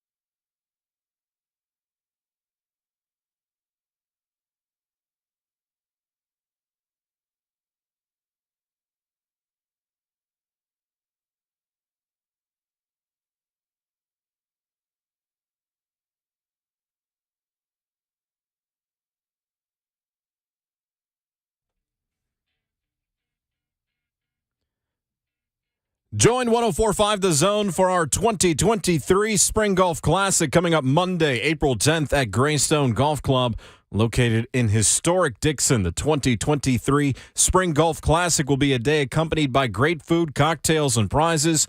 Choose between 2 flights, 8 a.m. or 1 p.m., and spend the day teeing off with us on Monday, April 10th. For more info and to purchase a team, visit 1045thezone.com. Taking everything in my power not to rap this song right now. I'm not going to lie to you. No one's stopping you. Everybody's joking now. The clock's run out. Time's up. Over. Wow. Snap back to reality. Oh, there goes Okay, it's Ramon, Kayla, and Will, powered by all 4 You seasons. should do a Garage whole Doors. album like that. In spoken voice. This is a really bad habit that I have where I start broadcasting rap songs. What is that, a nervous thing? It's one of the whitest things about me. No, it's just like, Oh, God. it's that. So funny. I can't. It honestly, it started as like a party trick, Oh, but in like 6th grade. Yeah. really? We'd go around and do popcorn reading of like reading out of the science book. And I would start reading and people would be like, what's that voice? What's that? What do you read? is I was like, this is just how I Will. read. I don't know what you want me to do. Oh, wow. Anyway, Oh, I wow. read naturally like a 1940s broadcaster. film at 11. You'd be really hopping in the 20s. I mean, it's the 2020s right now, so It is. makes you think I'm not I hungry. know. The roaring Take trunk. the surprise out your voice. Take the surprise. Local news bulletin here in Nashville, Tennessee. Oh, I didn't realize Texas went down last night, too. It lost to Texas Tech. Oh, wow. Man, See? college basketball is crazy right now. So I just saw this from Will Warren a minute ago. Really good stats guy covering Tennessee basketball, who said that. Here's the stat. It's been unusually hard for top 15 teams to win on the road. 2022 and 23 offers the second worst road win rate for top 15 teams over the last 12 years. Whoa.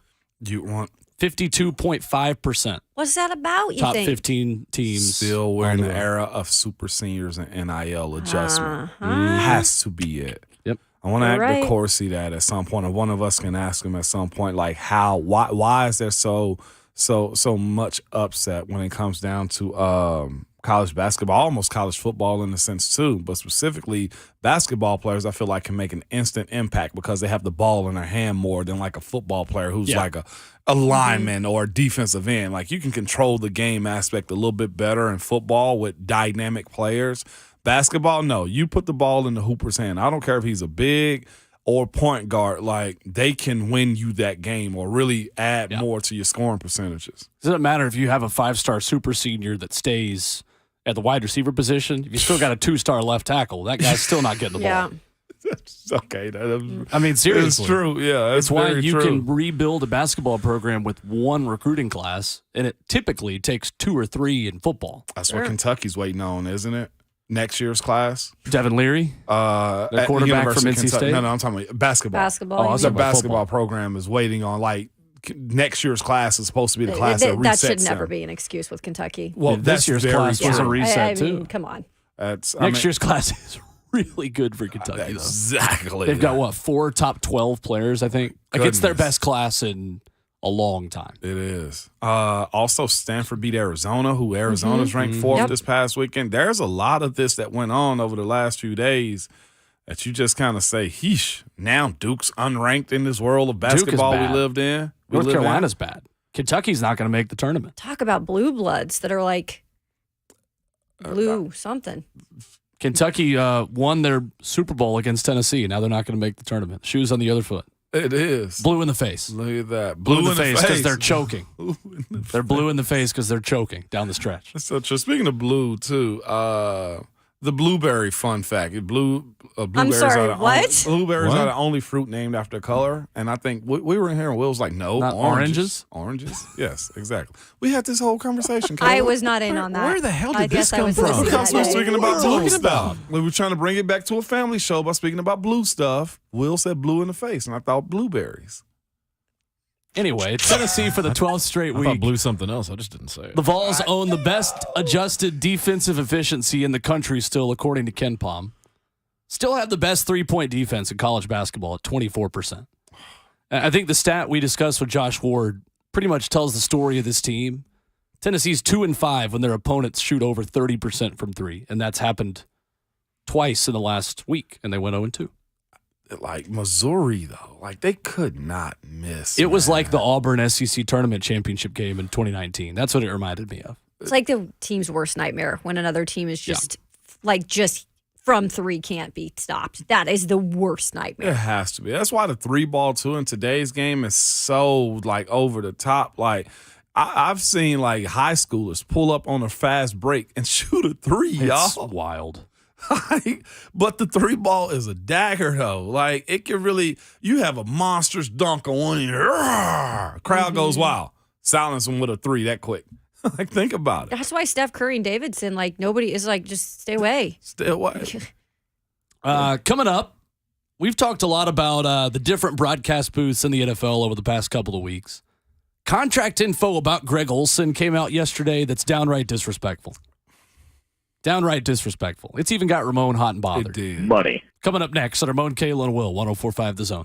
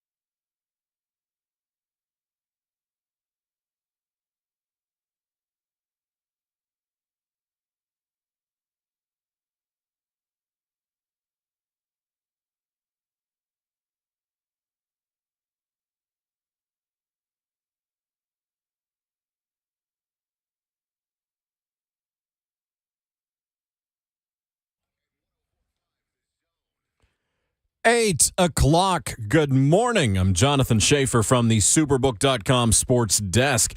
The New York Jets are hiring former Titans offensive coordinator Todd Downing as their new passing game coordinator. They had previously hired another former Titans assistant when they added Keith Carter, who had been Tennessee's offensive line coach. According to preliminary estimates, Sunday's Super Bowl 57 on pace to become the third most watched television show in U.S. history, with an estimated 113 million people watching. The New England-Seattle and New England-Atlanta Super Bowls ranked first and second, respectively, on that list. To the ice, Predators lost to the Coyotes 4-2 last night at Bridgestone Arena. Nashville has lost 2 of its last 3.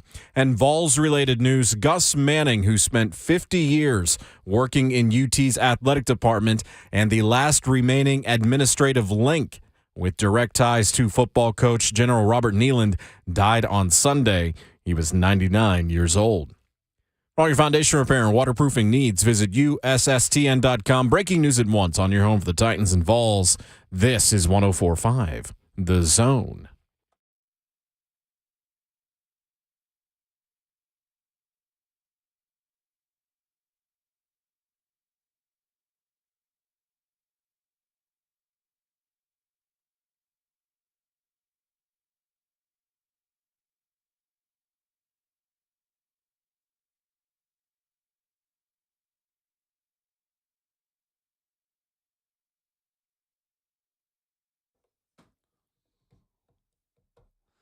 Into the second half of the show, Tuesday morning edition of Ramon, Kayla, and Will.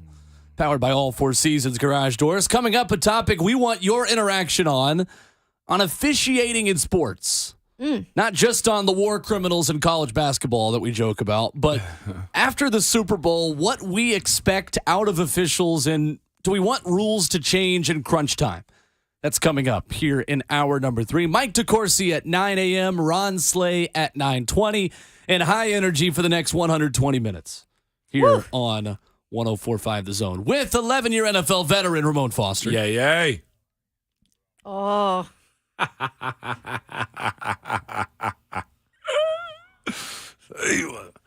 Yeah, you do. I love that part right there. The bad guy. God, what a legend for me. I love that dude growing up. Ramon. And we say his name sarcastically when he defends the former offensive coordinator of the Tennessee Titans. But that part of the show's already Very done. true. At the time growing up, he was the only Ramon I knew of. They're like on like personality TV. So you thought you were very cool. Yeah, I did. Especially him. The wrestling was so cool then too. Oh my gosh, yeah. Our capitalized J journalist, Kayla Anderson. That's right. No intro for me. Happy Valentine's Day. So that's being worked on. Happy Valentine's Day, Kayla. Don't say that to me. Okay. Thanks. What do you mean? What? No, I'm talking to him. He said Happy Valentine's Day. Oh, Will okay. said it too. I was just like, I know. I said don't say that to me. Yeah, Kayla's hard out here today, man. I'm hard in these streets. Well, I see. crazy. It's crazy. Well, should not be, but yeah. And Jonathan Schaefer, our producer. Jesus. The world. Don't you ever forget it either. I'm Will Bowling. No, well, This is Will Bowling. look, we didn't have an intro yet for Kayla. I wanted to give her flowers, literally. I wanted to see what it felt like to be through HL for a day. Yeah. I know. It's kind of fun sometimes. Good morning. I'm Jonathan Schaefer. Hey, good What was that? That was my Joe Hunt voice. Ramon, you sound like you're on the toilet. In the home of Y'all Ramon, stop Kayla, talking and Will. about y'all talking about Joe right now. Joe Hunt, yeah. I don't sound like that, man. Okay. Brother. Get yourself some Metamucil. No, and I get out don't of the understand studio. why you impersonate me like that. It's because my name is Joe Hunt. Felt to feel it. Ramon, I can't even get my throat right to say it. you're like gonna hurt Joe. yourself over I know. there. Shout out to Joe, man. His son Ollie, though, by the way, such a cool kid, man. How old's Spider-Man. Ollie's what, like 5 or 6, 6 maybe? Really? Yeah, he may be older. I'm bad at dating, like aging kids or whatever. So Glad you changed that word. yeah, I was a quick. You don't fix. age Will. And I'm just bad at dating.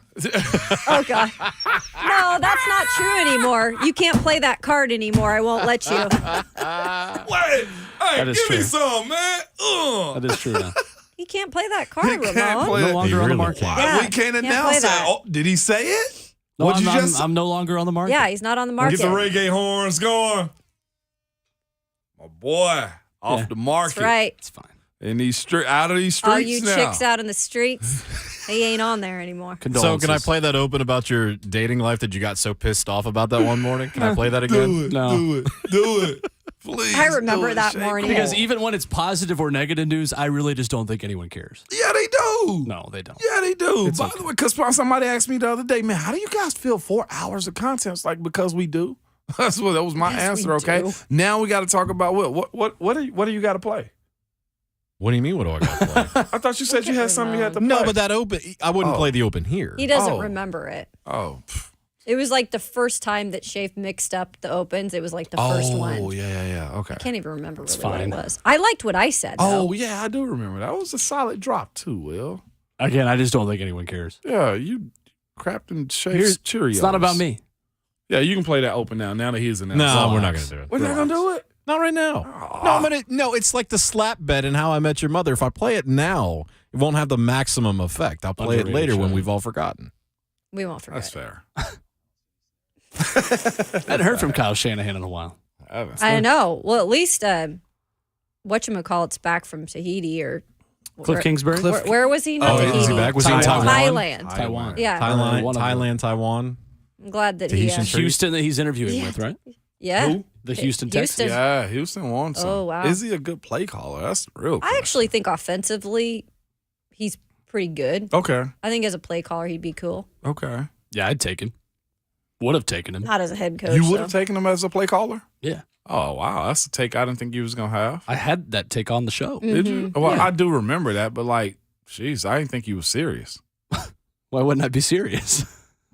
People just say stuff on there. They Alabama never- fans, I think, would rather have him than the guy they got, You Tommy Rees. Yeah, that's Ugh. very true, We're, too. we're going to have issues, I feel like. I'm hoping Saban can't find the next guy. JTB in the chat says that Joe Hunk has the best DJ strip club voice Yeah. of all time. Yeah. And you know what? I hadn't thought about it till now. He's not wrong. He got Is that what it sounds like? strip club DJ. I mean, I don't know. This is PG radio. to the This is PG coming to radio. the dance That's what it sounds like in floor. TV shows. You went to those type of clubs? I've never been there. Yeah, it's potentially. Yeah, he does fit the mold of that one. Joe Heasy he bring out all the money. Yeah, 100%. Destiny. That's so true. His announcements bring out all the cash. Joe was minding his Dallas. business, drinking his coffee this morning, and across a state line, What he if, just what got have we absolutely said on this kneecapped. show? You don't know when it's going to be your day. You don't know, And you when may it's have gonna done be a day. nothing in order to. He's not even Precipitated in, being he's not your even day. in the same state as us right now. He's probably on his way. Across state I mean, lines. Alabama's not a part of this country, anyways. That's true. Oh, man, Well, that's then I fair. lived out of country for 2 years. You did. I mean, you get did. your passport I mean, stamps. you'd be all right though. do. I've still never left. We're the happy to country. have you back. You haven't left the country I yet. mean, you grew up Yes, in you have. Kayla. You grew up in Canada, anyway. So Yeah, that's true. That's very true. No, I still haven't left the country at all. Never have. No? Really? Mm-mm. No Canada, no Mexico. I went to Canada illegally for 20 minutes, though. Where? Wait, what? And how? you were smuggling Wait, what? you did something illegal? Uh-huh. Kind of. So That's- essentially what take had it back. happened was we were in Niagara. We were at Niagara Falls. It was my sister's grad school graduation. It was either that or my sister's opera You mean that the she pool was bowling? in. Yes, that's right. The fun bowling. And we were up there, and it was a little more relaxed then of like you could have an ID and go across Oh. that bridge in Niagara Falls and come back for like an hour or whatever. And I am, as you guys know, I'm not the type of person to like push those kinds of things, especially not with the no. Especially not with the U.S. government in terms of like going across a border then coming back. Like I would like to be in the United States. I was like a freshman in high school at this point. I would like to be allowed back into the country. And so my dad was like, oh, let's just like see what we can do. And I was like, oh, okay. Like, I don't think these are the types of people that we typically bend rules with, but okay. Savage. And so we walked across the bridge over Niagara Falls, where like halfway on the bridge it becomes Canada. But like the border Whoa. checkpoint is at the end of the bridge to like Oh. go in and like go into the city. So you didn't technically go into. Technically, I was over the border, Right. but I didn't go like past like the border or whatever. So I was Yeah. like You were not safe illegally, still. but I was like gray area out of the country for like 20 minutes. Well, we got to get your law breaking up, Man, son. I am so glad, man. This is why I said y'all wouldn't have liked me in high school. Yeah, we got to get your law breaking up. I don't think I liked me in high school. Well, you might have gotten in some real trouble with us. Like I've seen, Real allegedly, I don't know if it was a real device in their hand. I've seen some potential police officers riding around, texting and driving too. Like everybody's breaking rules out here except for Will Bowling. We gotta get it going. That's fine. I've seen cops just roll past me, sheriffs too, just 20 miles over the speed limit, allegedly. You know what I'm saying? Well, like we got to get your law breaking up some. Like we don't need you fighting on on Broadway or anything like that. Like we'll bail you out if you ever hey guys, I can't make it in on Monday. Sure, thanks. We got them right, Kayla. We'll figure it out. We always got your back. You'll become even more of a Will advocate after I break the rules, kind of like with the offensive coordinator. That's one way to get me on your side. Yes, break a law. Speaking of breaking things, there's breaking news Oh, boy. in the National Football League. Oh, my goodness. After their 785th interview for their head coaching position, the Indianapolis Colts have hired a coach. There you go. Shane Steichen, offensive coordinator for the Philadelphia Eagles, officially the head coach of the Indianapolis Colts, despite Jim Irsay's best efforts to hire Jeff Saturday. Wow. How did that all shake down besides 15 million interviews? They've got a type, apparently, with former Philadelphia offensive coordinators as well. So true. Well, the system's been good there every time they needed a coaching search. Eagles go to the Super Bowl, Colts hire a new coach. That's pretty much how it's worked out as of late. Good for him. And I guess that's probably why Irsay came out and said it's probably going to be weeks when it comes down to them hiring. Not hours, days, because he knew who he was going to hire. Mm-hmm. Somebody needs to take Twitter away from him. So does Jeff Saturday go back to ESPN and share all the fun stuff that he did last year? I bet you yes. that Irsay is trying to find a way to keep him on as like a special assistant to the general manager. I guarantee it. Can you imagine getting paid because the owner of a team just really likes you? Like, man, look, you're a consultant. Sign me up. It's a dream job. I'll take it. For real, that is a dream job. Yeah. Be that or a fired college football coach. You are telling my me two you dream couldn't jobs. get that gig with the Steelers? They'd hire you. They'd do it. Well, I you know threw that. up in front of the owner, though. So Yeah, I mean, you've already sign off on that. That was a long time ago. We're good. He's in a better place than I am too. They actually invited me to a rookie dinner. I went and spoke to the young rookies while I was up there. So yeah, I could probably get that job, Shay. I think you could do it. Am I good here? You got this. Yeah. Oh, okay. You can do like multiple things, though. You can be a multitasker. I could. Look at y'all trying to solicit me. Hey, don't put me under a light bulb. Paul, what are you guys doing over here, man? We've been trying to solicit you to be the left tackle of the Tennessee Titans. Oh, wait. For months. Ramon's phone's ringing. Just a second. Is that Irsay? Okay. That was good. That was good right there, Caleb. I'm here for that one. I am here for that one, okay? Do you have as many cowboy hats as he does? When it's good, it's good, huh? You have as many cowboy hats as I've he been does? thinking about this dude here makes those hats. I showed you guys before. They are expensive. You're not a hat. I don't think you're a hat. I don't think I will be. They just No. look cool. They're Nashville and do. Florence a hat, but like they're like $1,000. I'm like, geez. $1,000 for a hat. You Oh, never is seen that- it? on purpose? Is that Mario Edwards guy? No, it's a different guy. I Okay. actually follow his guy too. His are way cheaper, by the way. Oh, they are. Yeah. This is a guy here in Nashville that does them. Real quick, Kayla, we've had an argument in my group of friends for years About what? about hat girls. All two of your friends. Yeah, both of them. About hat girls. About if, like, I see a girl wearing a hat out at a bar, Yeah. I'm less likely to approach her if Yes. she's wearing, like, a big hat. Correct. Why is that? Really? Because There are certain Enlighten me. There are personality traits that you have to be willing to wear a big hat. Kayla, tell me I'm wrong. no, you're not wrong on that. And I will say, Will, for the sheer fact that most of the girls that come into town, they're from out of town that are putting on these hats, and the whole group will wear them. Like, this is so overplayed. Really? I Kayla love knows ball. hats. I am a hat girl, but I actually won't wear one in this town Yeah. Not here. because you won't. it's no. I think they're fly. No, they are, but you can't wear it in this town because they're so overplayed. Yes. Because everyone wears them. Yeah. It's like that's defeating the purpose. A girl with a big hat's going to end up at, like, a Broadway bar that you don't want to be in by the end of the night. But I'll say this, though. When I was driving in, there was a billboard for the Opry, and Lainey Wilson looks great in a hat. No, but Lainey is a Lainey looks great in a hat. That's your different- type of girl. she's Kinda. she's a unique I'm not denying personality in terms of her music, and like Yeah. that's her brand. That's all. I kind of think that's always just been. I'm not what going it to is. apologize. Yeah. You But- and the guy in Yellowstone had that in common. It's bothersome though, Kayla. It is. Yeah, it's Or annoying. it's Being a real man, a Will. type. Huh. No, Interesting. I'm not saying you can't wear hats, but when you're down anywhere in Nashville, like where it's Broadway, and you see just a group of 10 girls are all wearing hats. So like, what I you're can't basically do that. saying is hat girl is crazy chick. No, out of because I town wear crazy chick. well, if it's in that capacity, because If I it's like in that hats. area of town, though. Mm-hmm. I knew Kayla would back me up. Because on this. my wife wears hats. She looks good in hats. Yeah. She pulls that off. Sure. Like Not ball every woman caps can or do it. like All of all of them. I mean, like the Yeah. flat brim, like the Flat big brim. hats. Oh, yeah. The bigger the hat, the bigger the red flag. Except this now, if there's a girl with a steeplechase hat, out. What's the steeplechase Immediate hat? lap. Those Kentucky Derby. and Kentucky Derby hats. Those just hats that shouldn't even be hats. Uh-huh. Interesting. That's Nice. just out Yeah, because we completely. had some people in the chat saying, well, my wife wears them. Yeah, because your wife obviously is not probably downtown every day of the week, Right. hanging out with a and is of the same age gaggle bracket of as girls. Will and Buck. That's correct. Mm-hmm. Kayla has good taste. We knew this to be true, Oh, we but knew we this just to be needed to true. confirm it. Wonder Even how we we knew knew that. Mm-hmm. Yeah, right. I didn't realize we was categorizing them today. Now I got to look at them a little bit different. Okay. That's You fair. got to go downtown. No, you don't. Yeah, I don't Well, we went to recommend it. dinner Saturday. I saw somebody with a hat. It was pretty fly. I didn't see many hats in there, although I didn't pay Where'd you attention. go though? You probably went to a really It was expensive steakhouse. Halls. Yeah. Halls is where I went to. By the way, that place is big. Just like international waters, I don't go there. You don't? Yeah, you do. You going there for date I'm not night that. tonight? No, I'm not. You're Going not? somewhere else. Oh. I'm not that high profile. Coming up, I mean, we can change that. we can. Am I high profile? I'm not high profile. You're higher profile. No, You just no, talked about no. you could get a job with the owner of the Steelers. Yeah. And then 5 minutes later, you want to say you're not high profile. In this city? No. I mean, Kayla's fly high low. profile 30-second because of her timeout. TV gig. No, I am not. You're higher than the other guys. Excuse me, Kayla's higher profile definitely than got the a- other guys. She does. You got a higher profile than us here. 100%.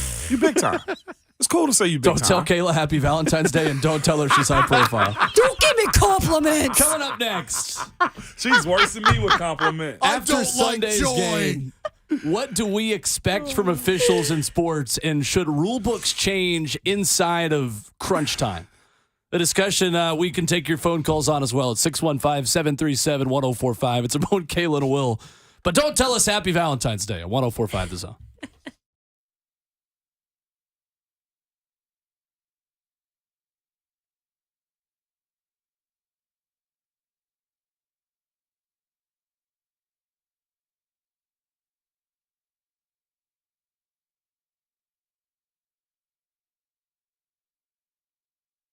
Everybody's talking about regenerative medicine now because people who have joint pain are getting real lasting relief without drugs or surgery. Has Ramon Foster, and QC Kinetics is the nation's leader in this exciting treatment.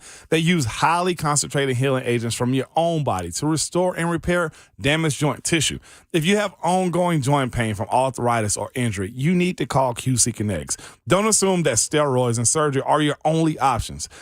Times have changed, and regenerative medicine can get you moving again with no downtime. Stop taking the pain meds and discover this remarkable alternative that pro athletes have been using for years. Thanks to QC Kinetics, this amazing treatment option is now available for folks like you and me who are sick and tired of joint pain.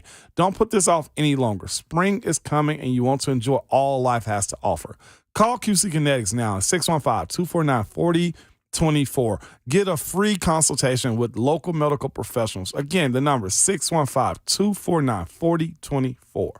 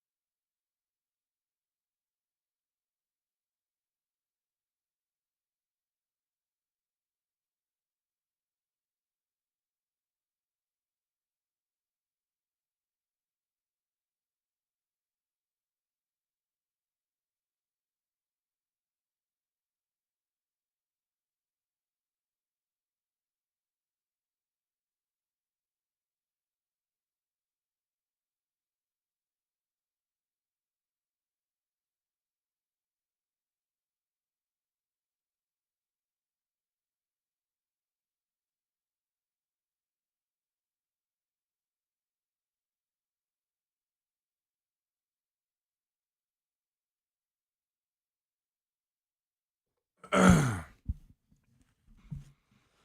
Kayla, and Will, powered by All Four Seasons Garage Doors, a 104.5 The Zone. Ramon Foster, Kayla Anderson, and Will Bowling with This you. is a good one. Tommy used to work on the dock. You just been on strike. I'm voice. glad you know that one, Will. Oh, of course.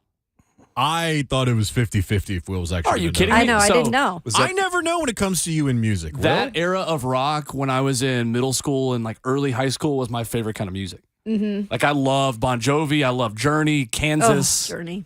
I also, this was half the reason of that is because I loved the video game Rock Band and Guitar Hero. That's why. That's a good point. And so I would play those games all the time and learn all of the songs on them. I just never want to assume anything with you, Will, because there's 16 years apart between the two of us, so I just don't know sometimes. Because there's some things where I'm like a 70-year-old and then some things where I'm like a 15-year-old. And there are other things where you're about an 8-year-old. That's right. You're just a box of chocolates. You never know what you're going to get. That's right. I got to keep the people on their toes, Interesting you know? accent. That was an interesting accent. Don't know what that It was. sure as hell wasn't Alabama. I mean, it was interesting, though. I mean, it wasn't Alabama. British? It was close to Yeah, sounding it was more. British. It was a bit Cockney. It was. I'm a very on-brand person. I have to surprise people sometimes. Take the surprise out your voice. Speaking of British, like legitimately, what's going to happen with the London game? Like I heard the Blaine and Mickey's press. I'm just like, okay, that would be pretty cool to go to. What do you mean? I Now that we're thought we were planning. Gunners fans. You Yeah, know? we are Gunners fans. I mean, we got to And plan. I think like weren't they possibly their opponent could be Seahawks. could be Seahawks. Yeah. Oh, wow. It could be. Well, and you have to go see the smallest club in London in their stadium. Was that Tottenham? Yeah, it is. Is that Shafe's Club? He don't Jonathan even Schaefer? care about us You wanna anymore. Yeah, answer? he's not You want me He to don't answer even for- care about us. That is his anymore. favorite team. Not That listening. is his favorite team. Anyway. Well, I'm listening. Always listening, Wazowski. Always listening. Good afternoon. Oh no! That's Joe Hunt right there, Will. First Step girls down. and hats. Now we're Step back to Joe down. Hunt. You putting Joe Hunt with the woo girls, You man. back down. That's crazy. 3HL. All right, we're done. Nah, it's Back down. So the conversation we want your interaction on, Pipe down. now that we've piped down, is on officiating in sports. Yeah. Because this is a larger discussion coming off of Sunday's game. What do we realistically expect from referees in sports? Well, that is a deep Perfection. conversation. I'm just joking. How much of it do you expect though in games? Like you're gonna miss one, maybe two calls. Like I guess that's the real question. How many errors can refs have? Because on all levels, everybody expects something not to go their way, or there's always a side that walks out like, man, we had to beat the 5 plus the refs. Like it's always that conversation. How much of it, even in wins, do you expect refs to give you or take away from you? I almost think on average, there's probably about 2 to 3 calls a game that go against each team that shouldn't be called. Or they're making up, like if there's a hard foul they've missed, they're going to give like what should be a charge. They'll probably give a charge to the other end just to give the ball back to them because they missed a call. If you missed a holding call on defense, then they'll find a way to give that back to you on a no call somewhere else. I think most times the rhythm of the game allows referees to make 2, maybe 3 bad calls a game. So you're saying, is that just something that's going to continue, or is there a way to not make that happen? I think it's going to continue. Yeah, The I do element of too. human error is such a part of the game when they are regulated a certain way, meaning like these referees in the NBA and the NFL and NHL are paid well to do their job. Baseball too. Like I don't want to live in a world, y'all. I don't. And want you a know where I'm about to say. robot, Yeah. Mm-mm. I don't know if I want that aspect of sports being around. Like we get replays. I think replays is the even factor in all of it. Like it evens stuff up.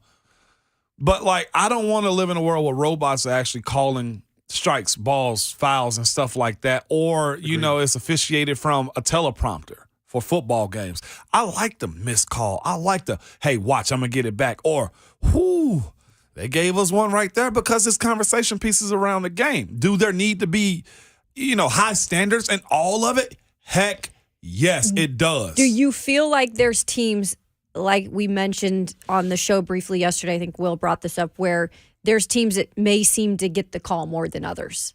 And we put the Chiefs in that category possibly. Jordan Rule being something that happens. LeBron get calls. Packers and Lambeau. Packers and That's Let a me thing. even say this. Ramon, yeah. and I say this with all love. Your team got some calls from time to time. You think we did? Oh, yeah. I'm at a him. fan You of your think- team, no. and I thought y'all got calls from Did time you to time. really? Yeah, I Did you did. not think so, Yeah. Ramon? Hell no. Of course Okay. not, because you were playing in the game. Because it would be times, oh my God. Oh, I'm glad you said that. Yeah. It was so many times that we had to go into games because what happened the week before, it was like, hey, look, we not going to get the calls. Especially when I felt like our play elevated. I think there was a whole lot more no calls against other teams because they expected us to be able to just deal with stuff. So it was times where we go into matchups, be like, hey, look, y'all, we not going to get any calls. Keep playing through it. Receivers, screw it. They're going to hold you. Like, it was crazy. I've actually heard people say that before. Now, let me also say this. There were also times where you guys didn't get the calls. But so did it even out? That's the real question. Here's To where the thing. those 2 to 3 bad calls even out throughout the course of the game. We say even out because we don't know how to actually measure it. We say even out in order to make ourselves feel better. We say even out as a coping mechanism as fans. Was there a team when you played where you're like, oh man, You know where I'm going. Yeah, You know where I I'm know where you're going. going with this. New England. Oh my gosh, the most phantom no calls or Brady calls that happened continuously all the time. They were notorious for getting calls, I felt like. Now, they may have felt the same way that I did because you paint that in your mind. But, Will, you asked the question, what are we to expect from them? Inconsistency? That's the word. Consistency and less politics. What do you mean politics? I mean that certain coaches have reputations of being able to successfully work the refs. Sure. I saw it firsthand when Bruce Pearl was at Tennessee. Bruce Pearl would get a technical. He would complain about a call. Tennessee would lose 2 points if they made both free throws. How about Gino? But he would get his way. Gino Auriemma. And I think less politics also means if I know your name as an official, you've done something wrong. Cowboy Joe West in baseball. Angel Hernandez. Guys that make the game more about themselves than what their role requires typically means that, and you see this probably more in basketball than anywhere else, like the fact that we know TV Teddy as well as we do and Ted Valentine, he's actually not that bad of a ref when you look at some of the calls and decisions that he makes. He just flaunts every charging call and runs halfway down the court and blows his whistle 5 times before he makes the call. And that's a different conversation. But a lot of times, if you watch a college basketball game, and I think college basketball has the biggest issue with officiating of any sport, because you watch a game and there are so many egos. Brian Rice has mentioned it, where these guys are doing 4 or 5 games a week, first and foremost. There's a head official who, if something isn't his call, can still overrule you. Then you get the egos of, hold up, well, Pat Adams just overruled me, so I gotta get him and overrule him on this next one. And like, if you watch a game where there's maybe 8 fouls called in the first half of a game, you can bet everything that you have in your account of whatever sports book that you bet on that both teams are going to be in the double bonus like halfway through the second half. Is that on the team or on the referees? I think it's on the referees. Because if we're asking them to call fouls on the bigs when they're getting hacked, then a foul is a foul is a foul, right? Like, does it matter if they're in the double bonus before the 12-minute mark of the first half in college basketball? I don't think it matters if you're specifically. So what are we also saying then too, Will? Listeners, like, are we saying allow more physicality when it comes down to it? By the way, we didn't talk about it yet. Speak about physical game. That South Carolina women's and LSU women's game was so they let them play. Yeah. Go ahead, though, Will. And the last thing I'll add is I don't care if it's physical or not physical. You set the standard within the first quarter of a game. Stick to that standard that day. It's like I'm okay with the strike zone being a little bit smaller or a little bit bigger as long as it's the same strike zone at the beginning to the end of the game. Okay, so on that note then, do you go back now and say they shouldn't have made that call at the end of the game Of for what game? Kansas City Eagles? So I am of the opinion that they should have made the call because the rule book shouldn't change in crunch time. Okay. That being said, it was the only call Yes. of a defensive holding the entire Correct. game. And you said to set the tone from the start. Right. Right? And I think you can make that argument. Okay. Okay, so I also look at that and say, well, they missed one That's the one I keep remembering with Juju across the middle. Again, the element of making up calls in our fans' minds, right? Us as fans would say, oh, they'll make that up. I knew it instantly. I was like, when they showed the replay, I was like, they're going to make that call up. And they did. Mm-hmm. Let's go to Andrew in Portland, 615-737-1045. Good morning, Andrew. What's up, Andrew? Are you guys talking to me? Yes. This is not Andrew. This is Patrick Mahomes. Hey, listen, I just wanted to tell you guys why that call was made. So, about the Juju call, you're right, Ramon. It was very much a makeup call. Listen, before that play came in, before the play was called, actually, I told the referee, I said, listen, if you do not make this call on this route and give us an opportunity to kick the game-winning field goal, I will send my brother to your house to TikTok all over your property. I'm saying all over it. And they're going to be the dirtiest, nastiest, smelliest TikToks you've ever seen. So I'm an honest guy. I knew the word would get out because I'm calling the best radio show in America. So, I had to come clean on that. You guys have a great day. Bye. Oh, my God. Yeah! Patrick's calling from Disneyland. That's awesome. Wow, and he added his brother in. He gave his brother a shout out. Hey, That was really good, actually. Hey, man. I didn't know what was going on at first. I didn't either. I will send my brother to your house, and he will perform TikToks. We get a lot of kids that call in on Titans Talkback. I thought we just had another kid I calling in. I know. was thinking to myself, you're supposed to be a school kid. Yeah. That was Patrick Mahomes. That's incredible. Thanks, Patty, for calling. Hey, officials, can you follow the script they handed out before the game, please? Yeah. Oh, my gosh. Okay, that threw me off right there. That was good. I don't think we're going to be able to top that, but let's try. David in Mount Juliet up next with us this morning. Hey, David. What's up, David? Man, what's going on, guys? What's up? Why did you have me second after the I apologize. That's on Oh me. my gosh, that is so unfair. And Taylor, you and Dawn, y'all kill me. I heard Dawn say yesterday, "Don't give me no flowers." I know. Oh my God, I'm savages. so Y'all bitter. are rough. Savages. Hey, but anyway, I am so old school that I think whatever the ump or the referee calls should be the call. To me, that's the humanest part of the game. You're going to win some, you're going to lose some, but this calling Japan and all that to see what the real call was, that just kills me. But like I said, I'm so old school that it just when I helped coach Little League, if we had kids question an umpire's call, they ran. Mm-hmm. They ran so they couldn't hardly stand up because it's a privilege to play whatever sport. I mean, we live in a country where you can play anything, okay? Mm-hmm. And you go by the rules, and whatever that guy in blue says, that's what it is. That's just the way I was raised. So, love the show. You guys have way too much fun. I'm so jealous that I don't get paid to have as much fun as you guys. And Ramon, Yes. for 50-plus years, I've been saying VFL, but for me, that stands for Vandy for life. Uh-oh. So, to me, you guys stole that, or somebody heard me say that. Derek Dooley. So that's just my opinion, but I'm a Vandy fan, SEC fan, and all that good stuff. So, You know what they go say. SEC. It really doesn't matter. Never let your good ideas out into the public because somebody will steal them. I promise you, okay? I know, but love you guys to death. You guys are a blast. Make my day every day. Thank y'all. Thank you, David. Thanks, David. Proof we can all coexist. We can. That made You me can. feel. You know what, Vandy and UT, we can be an item, okay? We can. Hey, we can go on a date tonight, It's Valentine's Vandy Day. fans. Speaking of V, it's Valentine's Day. Vols and Vandy come together. Look at that. David made me a believer in, Middle Tennessee and East Love Tennessee this. society together.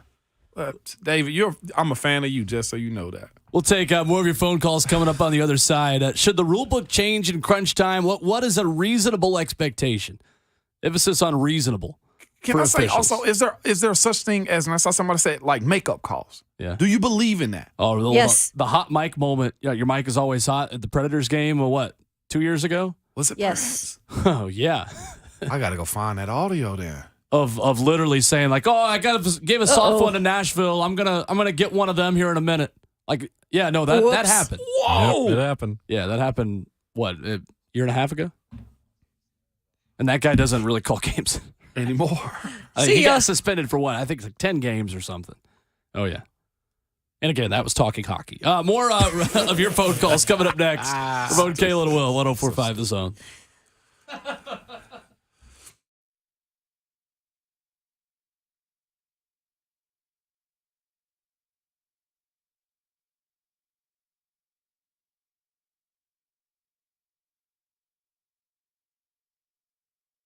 It's Ramon and Kayla for Old School Vapor. Kayla, you know what? I'm going to break down our wall a little bit. You and I both, because me as a former professional athlete, I got aches and pains I deal with every single day.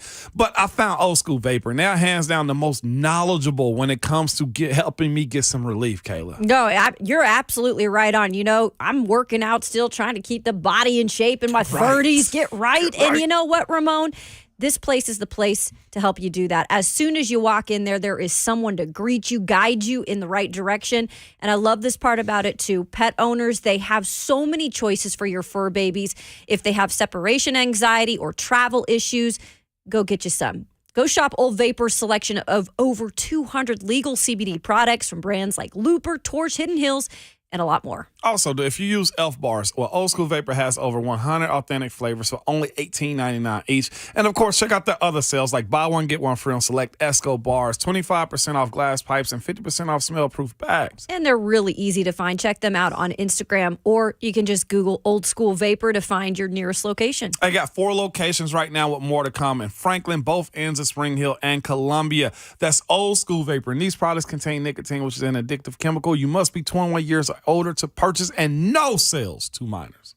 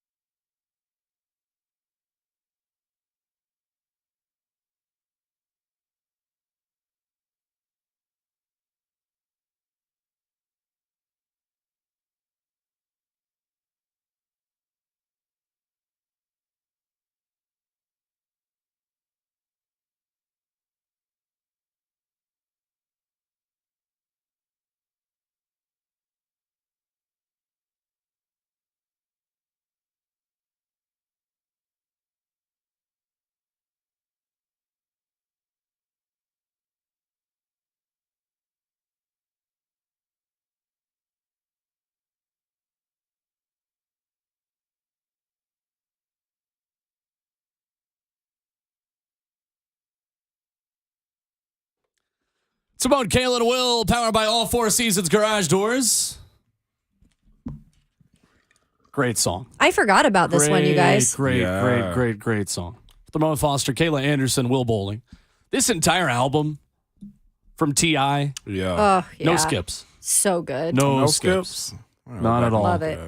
Live Your Life. What else was the other big one? You that can was have on whatever there? you like. Yep. You can have whatever you like. So good. Yeah.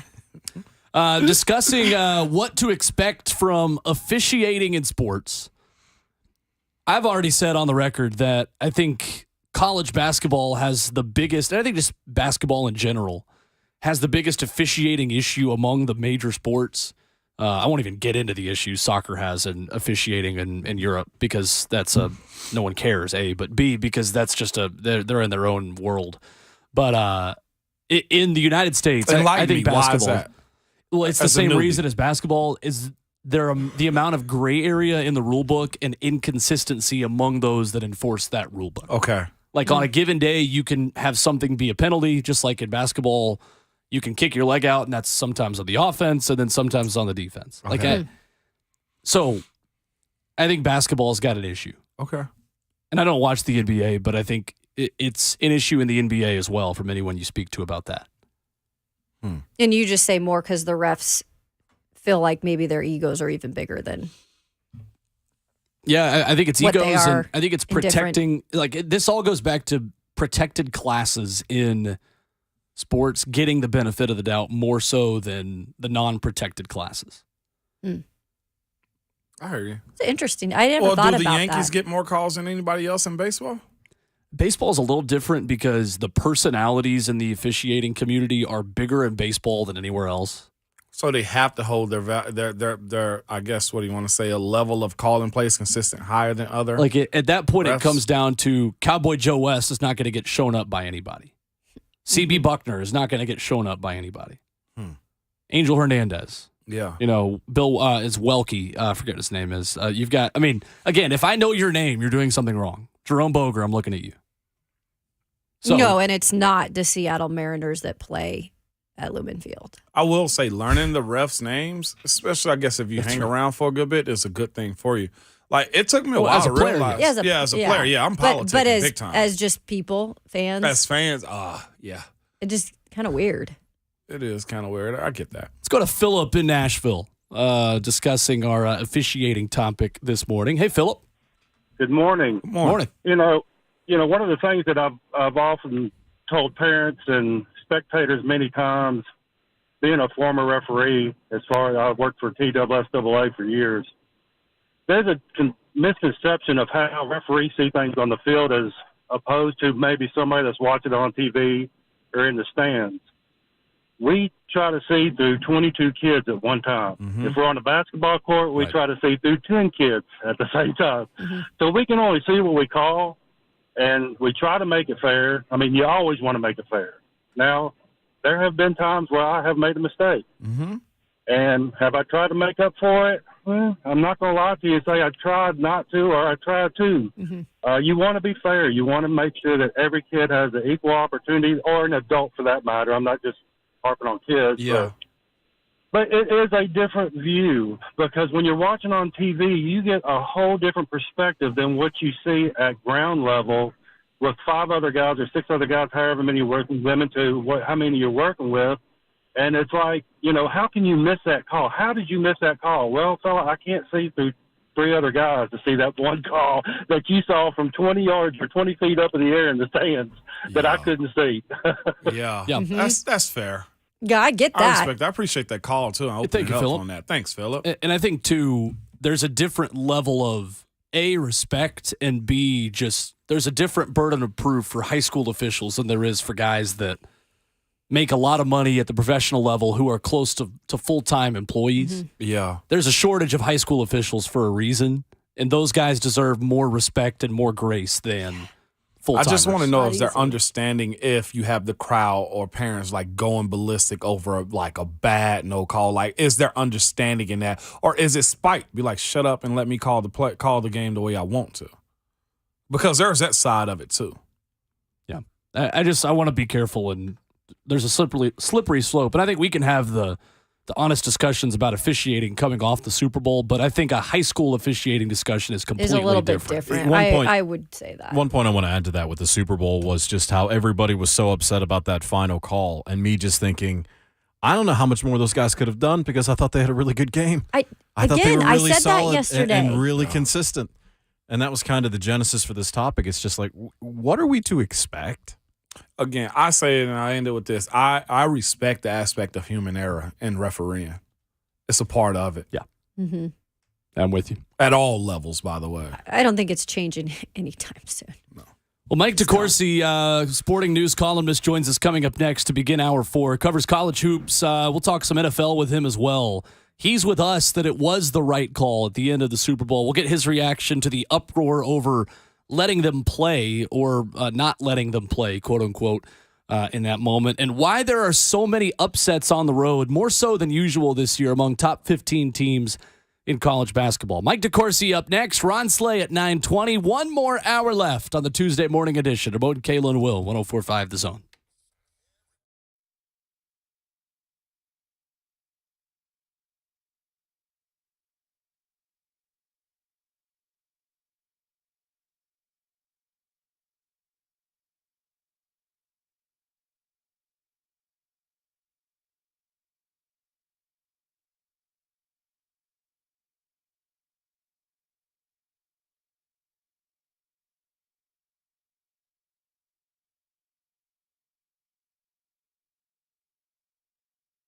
If you have a wet basement or crawl space, guess what? It's time to call United Structural Systems because we've heard about these guys for a long time and for good reasons. They've served Middle Tennessee since 1994, and they've helped thousands of satisfied residential customers.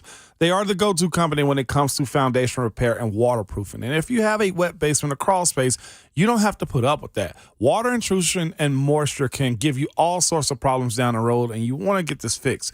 It can be because you have poor drainage or surface water flooding over your walls or underwater pressure forcing water into your basement. Or it can be because you have a plumbing leak. You don't know, but the team at United Structural Systems will find out why you have a wet basement or crawl space and will give you a plan to fix it. And if you do decide to move forward, this is the best part. You don't have to pay a dime until the work is done and you are satisfied. So get that free estimate from the people I trust. Go to USSTN.com. That's USSTN.com or call them 615-227-2275. United Structural Systems.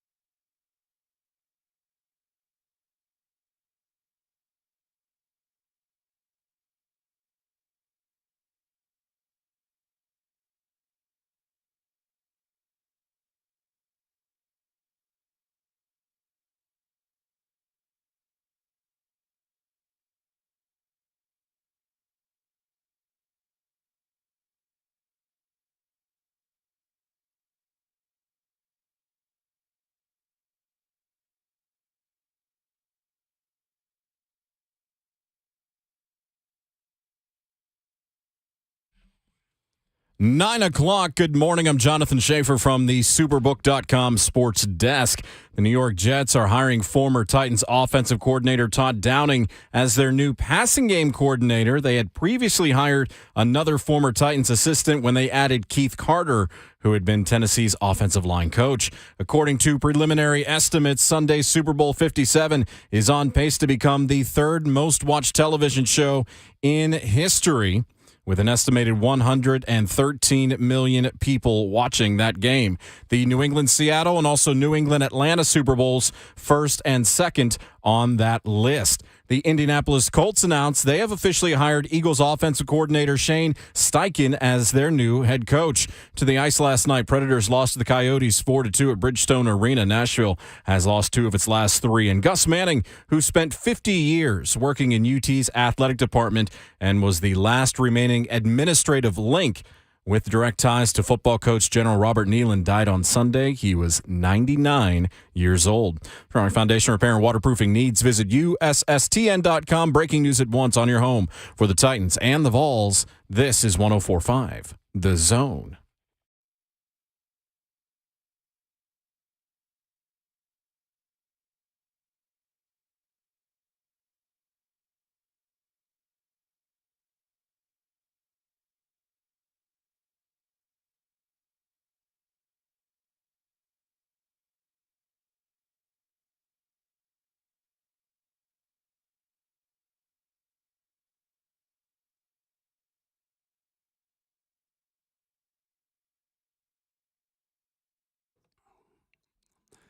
Into hour number 4 on this Tuesday morning edition of Ramon, Kayla, and Will, powered by All Four Seasons Garage Doors with 11-year NFL veteran, Fall for Life for Ramon Foster. Yeah. Our broadcast journalist veteran whose J is always capitalized, Kayla Anderson, and the best producer in the world, Jonathan Schaefer, making the show happen. I'm Will Bowling as we go to the Mark Spain Real Estate Hotline, talking a little Super Bowl and lots of college hoops with our friend Mike DeCourcy of Sporting News. Good morning, Mike. How are you? I am well, Will. How are you? We're great, and we just finished up a discussion about officiating in sports and specifically coming off of the Super Bowl. If fans expect rule books to change in the last couple of minutes. I know you're on our side that it was the right call at the end of that game, the defensive holding penalty. What's your reaction been to kind of the uproar around that this week? Yeah, I don't understand the logic. I take it to its extreme. The refs just leave the field and everybody just does whatever they want. There's no logic to that. The rules are the rules, and they should be consistently enforced all the way through the game. Now, there have been a lot of complaints to me, having tweeted out what I did about how even the person who committed the penalty acknowledged that it was a penalty. And I don't want to demean Juju Smith-Schuster. I think he's as tough as they come. But if you can't keep with Juju, then I mean, come on. I mean, if you have to hold him to defend him, that's on you as a professional defensive back. You should be able to manage that. And then third, the part that's been really missed, I think, in all of this is that at that point in the game, the worst possible outcome for Philadelphia was a penalty.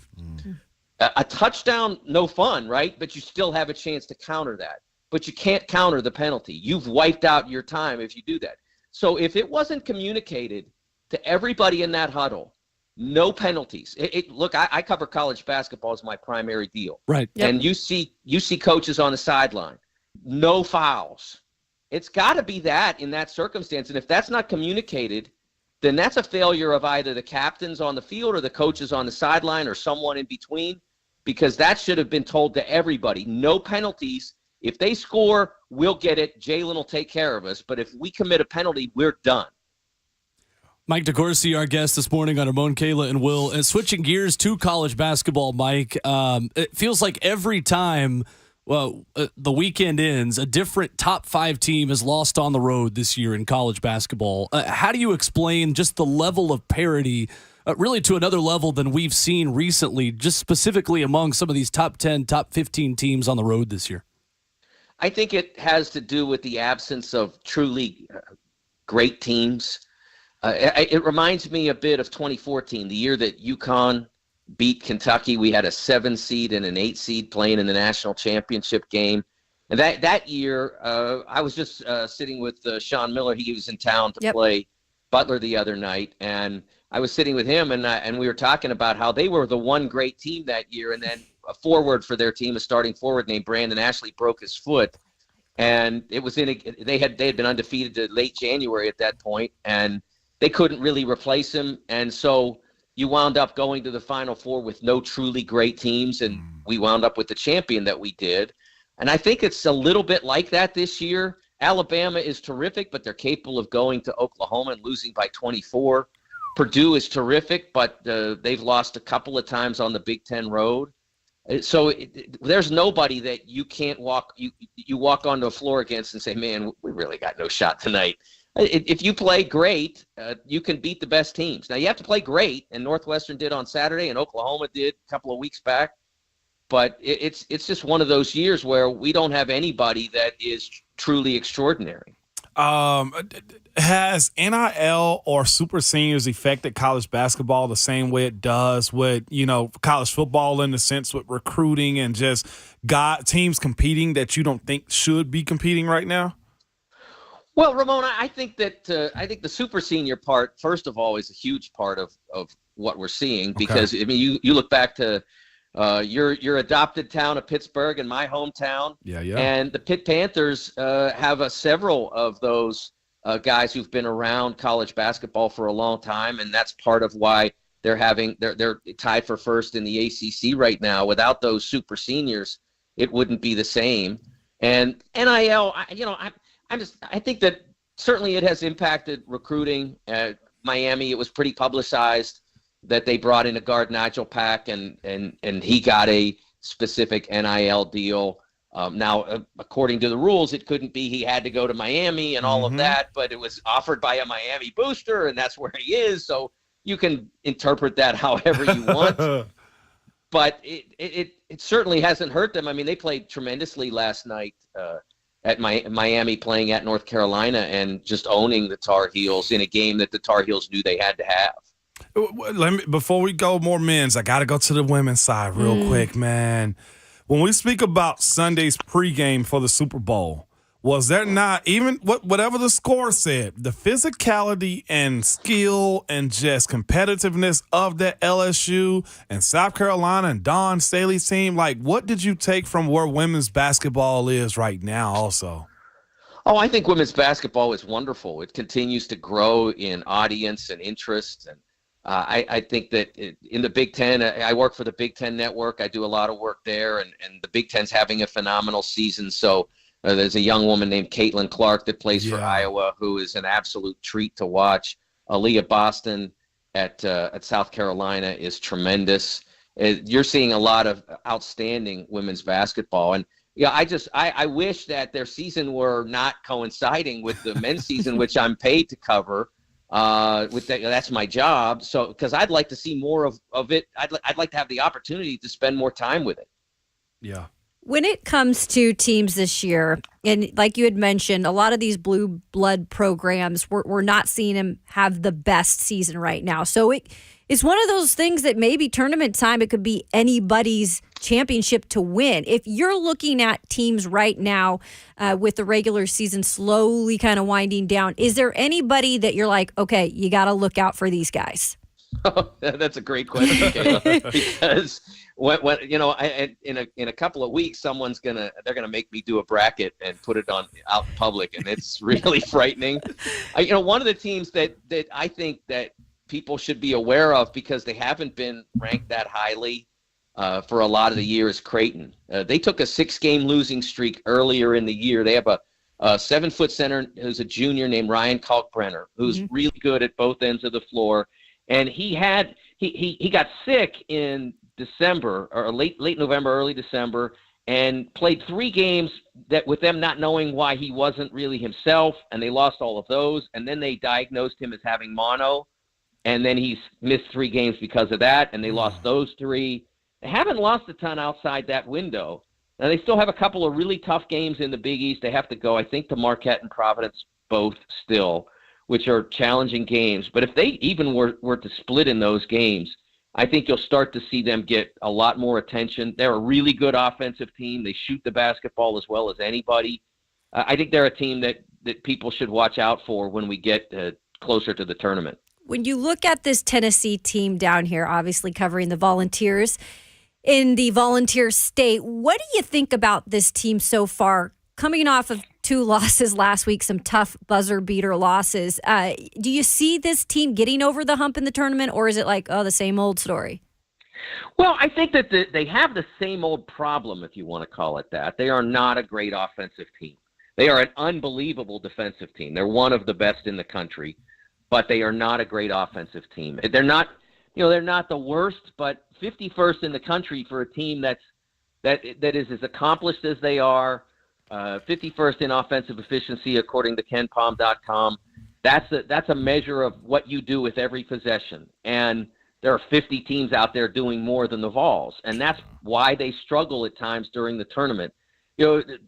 I think Ramon will appreciate this. In a lot of sports, they say defense wins championships, and the reality is, in college basketball, offense wins championships. Defense can lose it for you. You have to be able to get big stops late in games. But offense is what makes the difference most often in the NCAA tournament, especially the deeper you go. And that's where the Vols sometimes come down a little bit over the last couple of years. They struggle to manufacture the necessary baskets. Now, that wasn't true in 2019 when they played Purdue in one of the most entertaining games that I've ever been in person for, where neither team could stop the other. And ultimately, it just came down to Purdue had the last shot, so to speak. It was who had the ball last, and that's what happened that year. But a year ago they were not a great offensive team, and this season again, that's been a problem for them, trying to find a consistent flow of offense with the players that they have. Yeah, Mike, I've got PTSD from that game as a Tennessee grad in 2019 of Ryan Klein just hitting like acrobatic threes that I hadn't seen since Jimmer Fredette in college basketball. It was an amazing night, and whichever team that won that game was a deserving winner, but it just happened that, like you said, Klein and Edwards that night just couldn't miss shots down the stretch. It was such a show. Mike, you're just sticking daggers in Will right now, man. You keep talking, and his face is just twisting side to side in his head. He's blinking fast. Look, as a Tennessee fan, you get used to it. But Mike, I got to ask you this, man. In the world of Kentucky, Duke, North Carolina's teetering pretty good right now, too, though. But are they due or owed, just responses to having just not the best years, especially Coach Cal, with everything he had going on in the offseason with them saying this is a basketball school and all those types of things. I know you got a monstrous class coming in next year. Where are we at with those 3 programs moving forward? Well, I think Duke is having the best year of the 3 and got kind of a rough deal on Saturday. They didn't play great, but they were in position to win the game on a last shot, and even the last possession was a disaster. I mean, they had the last shot, and they waited so long that they barely beat the buzzer with the shot that they got off, and it wasn't really close to scoring. But the foul should have been granted, and they should have at least shot free throws to win the game. They're having an okay year, but their freshmen have been banged up a lot. I think that's the part of this sport this year that a lot of people don't want to acknowledge. There is not a team out there that can withstand significant injury. You lose one guy and you're in big trouble. And that's part of what you asked me before, Ramon, about NIL. I think that's a big part of it. Immediate eligibility transfer and the NIL stuff. Yep. That's why you have teams that aren't deep enough to withstand those situations for even a game. So a Ryan Kalkbrenner goes down and they can't beat anybody for 6 games, and then he comes back and they're them again. Indiana lost Race Thompson and Xavier Johnson, their point guard and their power forward, and they went into a streak where they literally couldn't stop anybody. I mean, the 4 of us could have scored 60 on them, I guarantee it. Wow. We could be 4 on 5 and scored 60. That's how bad their defense was during that stretch, and now they've won 8 out of 9, I think. Sheesh. So it comes down to health for Kentucky, especially in that stretch, and Duke. For Carolina, I wonder about their connection to one another. I thought early in the year that they didn't seem as motivated as they needed to be. And then when they were really backs against the wall on Saturday, if they lost the Clemson game, they were probably going to lose Miami too. They were both at home, and they went out and clobbered Clemson by 20. And I thought, okay, they're back. And then they had nothing last night left against Miami. So it's hard for me to put a pin on what's going wrong with this Carolina team. But I think a lot of it comes down to a chemistry matter. They just don't seem to have a good fit together.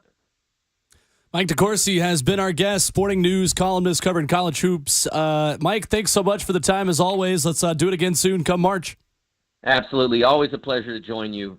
My honor. Thank you. Thanks, Mike. Thanks, Mike. All right, there's Mike DeCourcy giving us a couple of minutes here talking some college basketball, and we continue the college hoops discussion coming up next with Mr. SEC Network himself, Ron Slay. There are so many different discussions we could have with Slay. Yeah. What Mike says about no great teams, who needs to step up on this Tennessee team. We'll see which direction. Can't wait to hear it. We'll let him guide us. Slay will guide us as always. Yeah. It's when the show's at its best. On Ramon, Kalen, Will, 104.5 The Zone.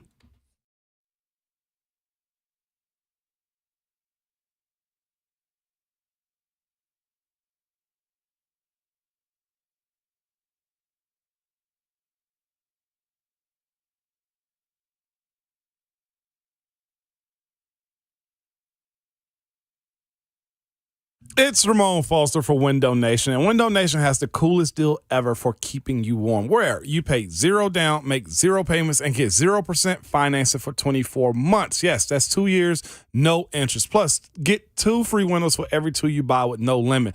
Take advantage of Window Nation's deep discounts, all while reinvesting in your biggest asset, not to mention the energy savings for years to come. You can call them at 866-90Nation or go online at windownation.com too. And this is the thing. We've got hot, we've had cold. I think it was like 65 yesterday, maybe 67 today. Well, weather impacts your windows. Hot days and cold nights can cause caulk to crack, seal failures, and condensation. Window Nation only uses top-of-the-line materials, including mold spray and quad max sealant, toughest against all weather conditions. And listen to me, all they do is Window Nation. That's why they're called Window Nation, duh. Install over 200,000 windows last year. That's 40 times more than the average window company, with 96% of them requiring no follow-up service. They measure each window 3 times to ensure a proper fit. Over 10,000 online positive reviews. Listen to me. They are the company go to. Listen, pay nothing for 24 months. You buy 2 windows, you get 2 free on any style window from Window Nation. There's no limit to it. You save thousands on your new windows and your energy bills, all while upgrading the look and feel of your home. Reach out to them at 866-90Nation or go online at windownation.com.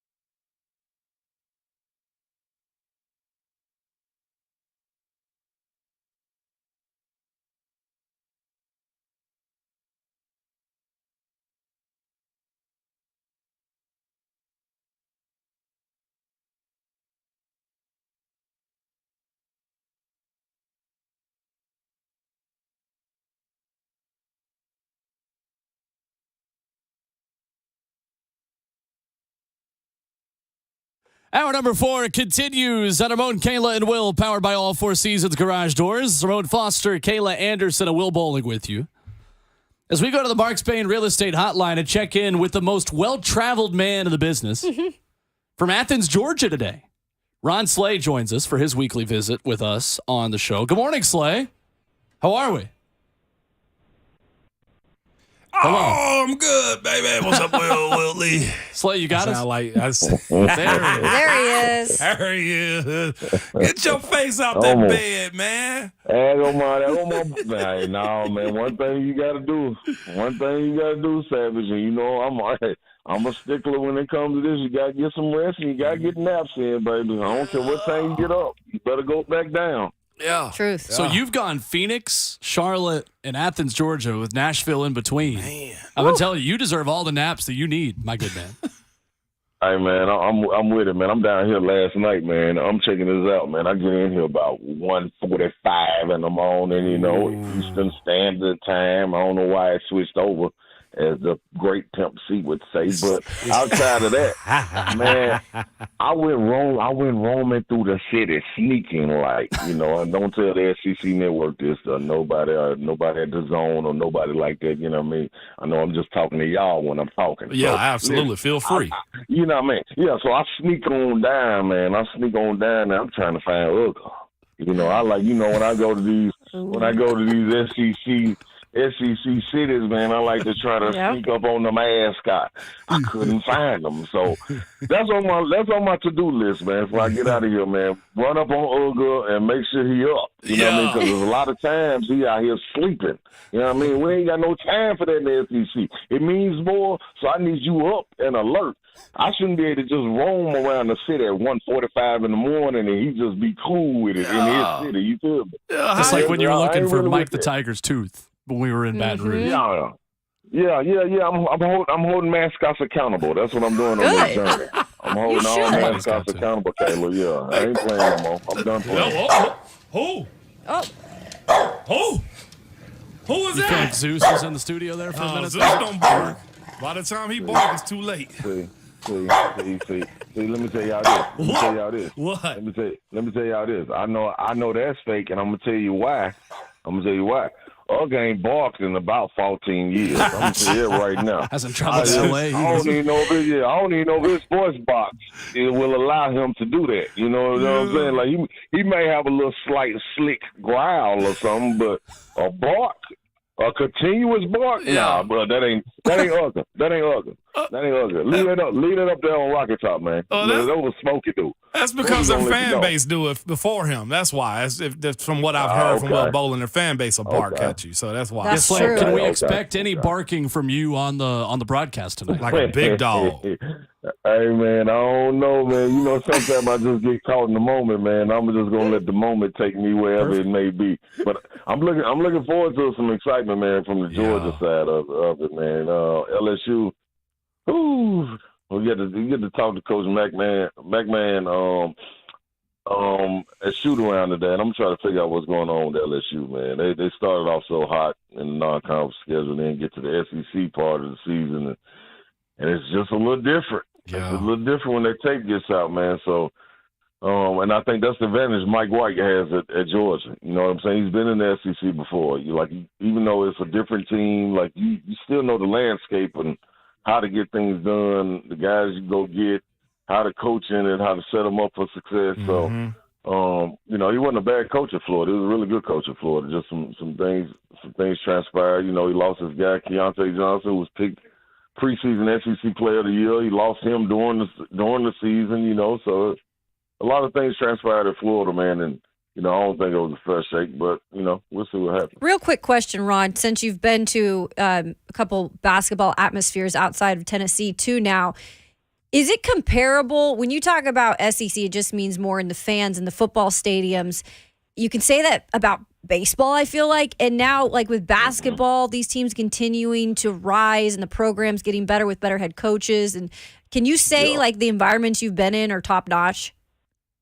Oh, yeah, no question. I think all of them lived up to the hype so far. Being able to see the jungle at Auburn, I'm not really sure what to expect in seeing Stedman Coliseum, you know, down here with Georgia because of where they are as far as rebuilding the program, you know. But, you know, last Saturday against Kentucky, they showed up and showed out. Right. Like, I still stand on, you know, you can always depend on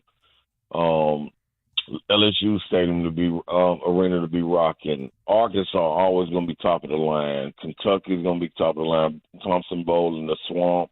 I mean, it goes on, you know, and just you got to put a product out there, though. You know, I think that helps more than anything. And a lot of the teams with 6 new head coaches in the SEC are starting to get back to that now. Like even with Como, you know what I mean? You got Missouri giving you a terrific atmosphere. So I think it all spills over, you know, with the fans buying into whatever product you put out there on the field. They always going to be there to support. I mean, on the court. You're always going to be there to support, but you got to give them something to cheer about. Speaking of tape being out, you mentioned that a couple minutes ago. What is the tape saying about these Tennessee Vols from your perspective? I know you said Saturday you couldn't even react to the game because as soon as the shot went in, they went to y'all. What is your reaction on this team now, man?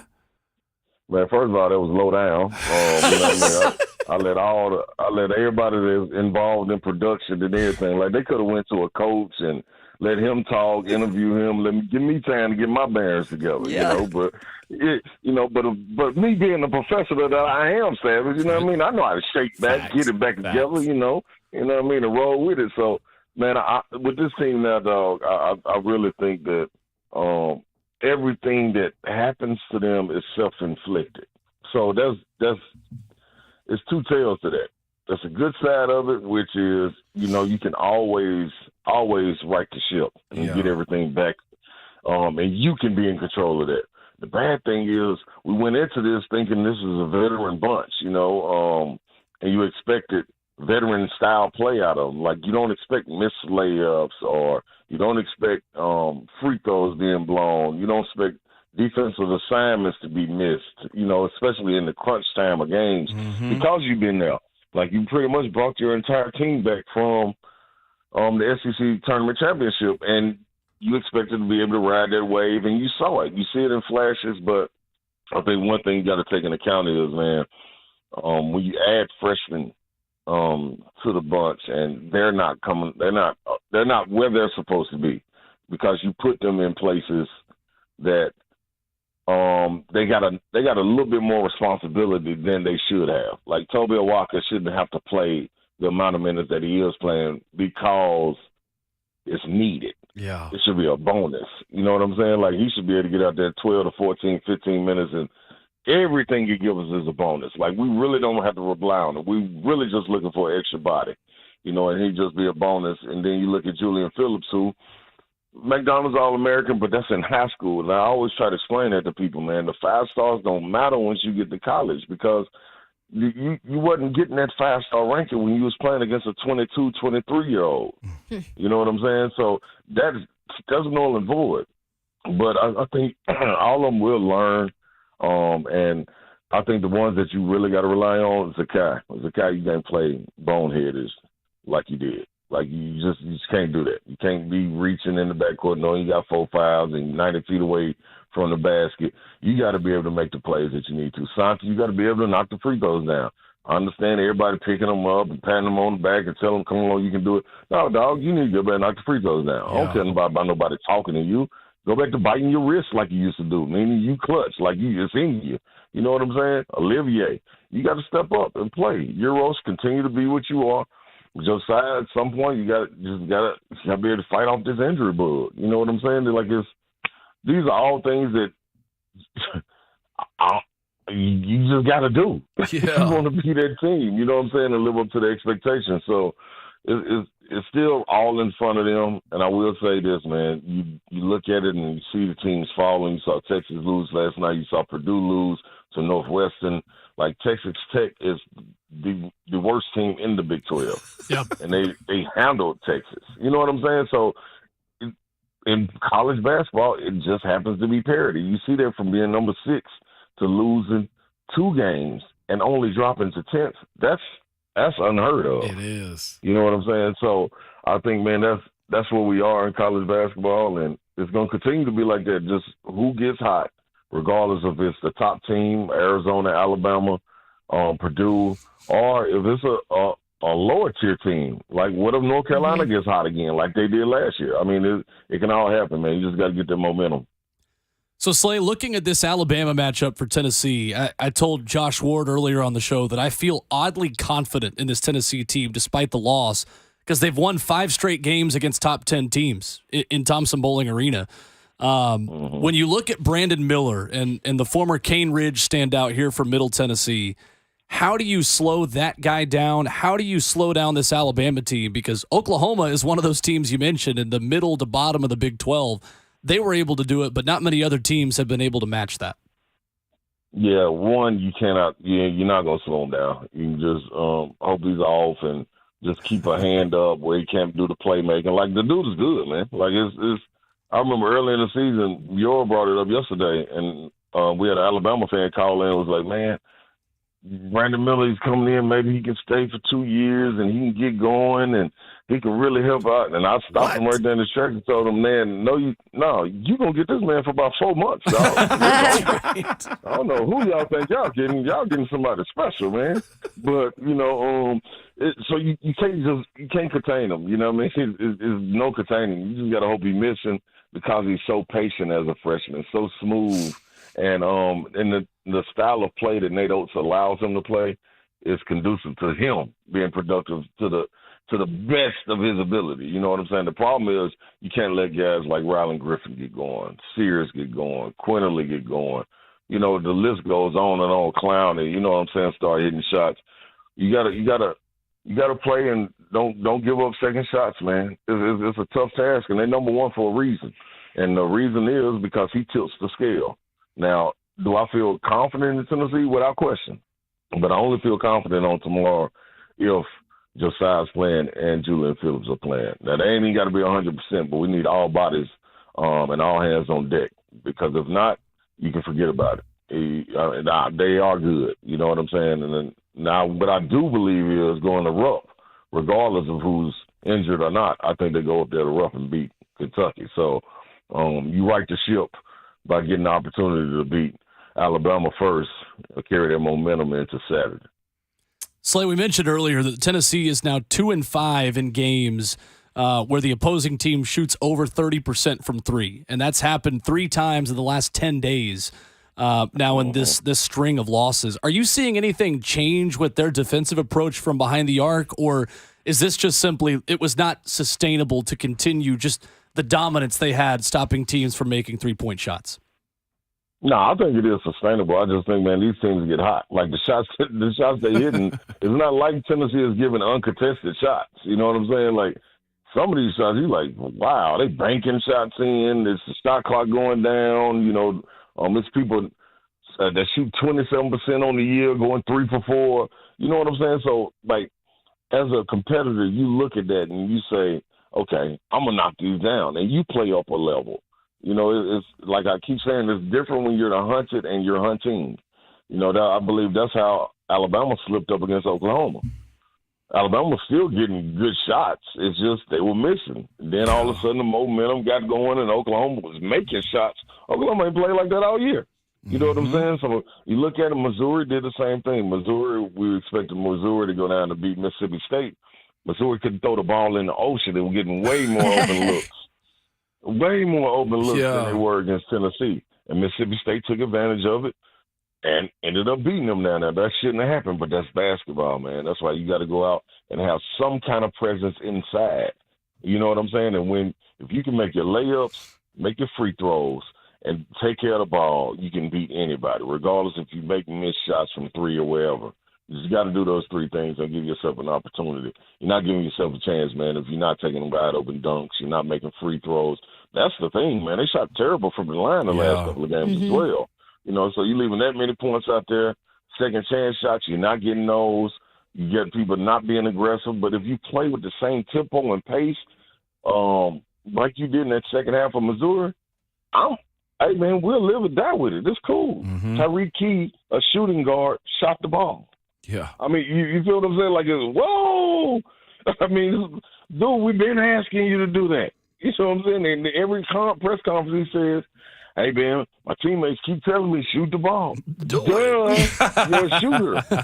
Shoot the ball then. What are you waiting on? You know what I'm saying? So it's going to be interesting to see, man, where they go. You know, I think the defense stays the same. That's their calling card. That's who they are. You just got to be able to, man, everybody be who you're supposed to be. Right. And everything will be fine. Sap, real quick, is the same expectation what's happening with Alabama basketball and football team, meaning both are good, is the expectation for Georgia? That'd be a real good question to ask our head coach possibly about. Do you have the expectation to match the football team?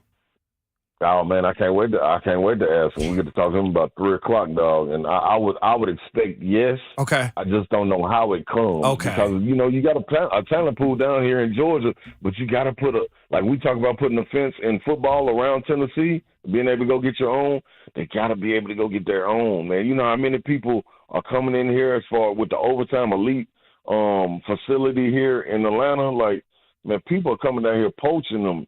It's Tennessee down. Everybody in the SEC down here. Coach Cal just gave them a stamp of approval for the overtime elite situation they got going down here. And then the person that's over overtime elite is Damian Wilkins, my guy who played in our era, who's a former Georgia player, all SEC guy. So you got to make those relationships and get the talent and at least keep.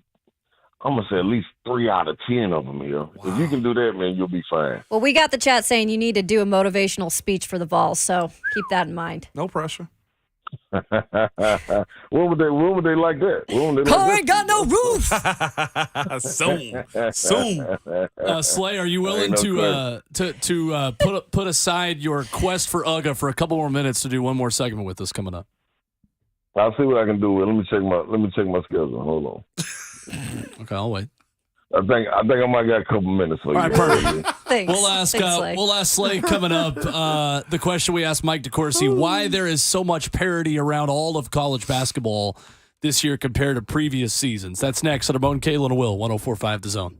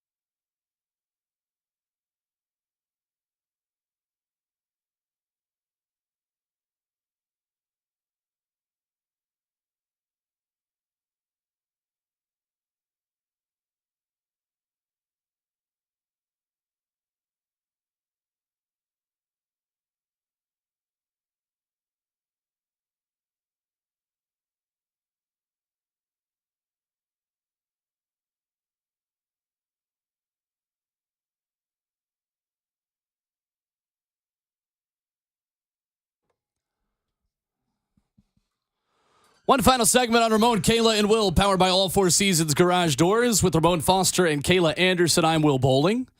Back to the phone lines we go, where Ron Slade joins us for a couple more minutes. And Slade, we were having the discussion earlier with Mike DeCourcy about why so many elite teams have lost on the road more often this year than they usually do.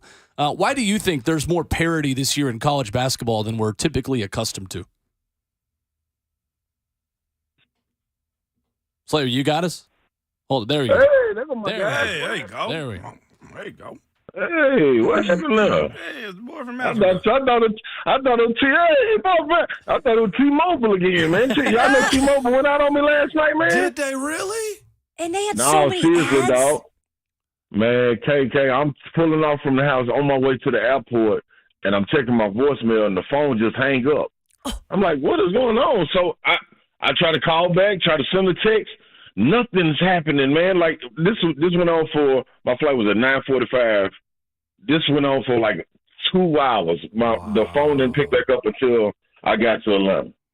Like everybody else, I checked Twitter. I had to get on my Wi-Fi just to get my boarding pass. Yeah, T-Mobile, y'all gotta get it together, man. What's going on? Oh, yeah, You spend millions on advertising during the Super Bowl, and you can't feel get me? Ron Slay right? That's right. You better Feel check me. yourself, Man, because they go with themselves. right? Hey, You know what I mean? And it's bad for their health. yeah, don't get my dog started on this one. Come on now. Bars. Bars early. What's up now? Yeah. Talk to me. Anyway. Sorry, we're just having We combos were over having here. the conversation with Mike DeCourcy earlier in the show about why there's more parity of top 15 teams losing more on the road this year than what they typically do. Why do you think that is? Man, I think we saw a lot of it, coming probably about the last 5 or 6 years because, one, you're not really playing the stigma of the program's tradition and stuff no more. You got people going in there, and like Savage said earlier, also you still got these fifth-year seniors walking around. You probably got one more year of that, 22, 23-year-old guys that's going in there like, man, we don't care who you are. You know what I mean?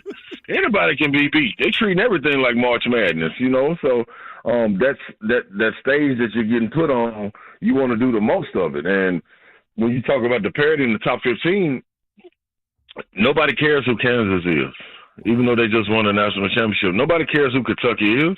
Like, that mystique isn't flying over Kentucky and them no more. Mm-hmm. Like, you got to come in here and play just like we got to come in here and play. And it's that simple, man. And you got guys with the transfer portal that outside of just the fifth-year guys, but the transfer portal, look how many people are being able to transfer interconference. That you could never do that. If you transfer, you had to get out of the conference and go do something. Man, it's just amazing. It's amazing where it is and how you keep up with it. I have no earthly idea as a coach, because you never know who you're going to have. Like you see a little bit of it in football, but basketball is magnified because all it takes is one guy, to kind of even the playing field a little bit, and then on that particular night get hot, and you can cancel Christmas. So I think we'll continue to see this moving forward. Perfect. That's good. Good explanation from Ron Slade. I didn't know what was going on because Ramon was We're on his switching mic. His around. mic was on, and I'm like, what is going on here? I've had to switch mics a couple times because we got monitors going out. We're just live producing the show this morning. Slade, thank you. Oh, man. Man, see, that's what happened when you call in on that daggone Samsung. It's T-Mobile, Dree. not the No, Dree. Samsung. Don't do that. Don't do that on that, Dree. Don't do that on that, Dree. It is Lover's Day. My bad, man. Do we My get the bad. headband tonight? man. My bad. You know what, KK? I'm trying to figure out, because I ain't never worked with Kevin Fitzgerald. Me and Shafe was just talking about this. Yeah. I don't really know his vibes. You know what I mean? I know Tom Hart vibe. Me and Tom like to have fun. You know what I'm saying? Yep. I don't even know if Kevin Fitzgerald got a little code to get in the boom boom room. You or got to nothing. fill him out. You feel me? You know what I mean? He might come in there all square. You know what I mean? Like, hey, Slade. He might call me Ronald on the broadcast or something. I might got to elbow him in his throat to let him know I ain't going, I ain't no telling, man. One thing I'm going to rep, though, I'm going to rep Nashville, baby. I'm going to hold this down and get it going. So Let's that's go. all I got, KK. Let's go. Slade, thank you as always. Have a good call tonight. Yeah, Madrid. Did they cut Savage Mike off? What's Savage Mike Man, at? I'm out here working, man. We just got working the streets. we got a lot going on, man. I'm out here with my turntable, man. We got Trey Smith for tomorrow. Is all I'm saying. That's what I was working on, man. World champion Trey Smith. Let's go. Oh, no, Savage. I'm just showing my turntable. That's all. Hey, man, you doing that. You doing it. Hey, is Will waving his finger around in the outer rim? No, he's playing cool. Okay, Will. Just be cool, Will. Oh, breaking news. Just be cool, Will. Hey, ask Georgia Just be fans. cool, Will. Let Georgia fans know down there that the Ravens just hired their offensive coordinator, Todd Bye, Monken. Todd. So They did. a discussion. Georgia's OC is gone. Yeah, Oh, wow. he gone. All it took was Slay to get the time. We're back at it 6 a.m. tomorrow. Trey Smith and lots more. And Josh Dobbs in studio. Double whammy. And words of wisdom from Ramon Foster. Remember that when Ron Sled's in your town, don't get around his mic because your Twitter fingers and that mic is always hot.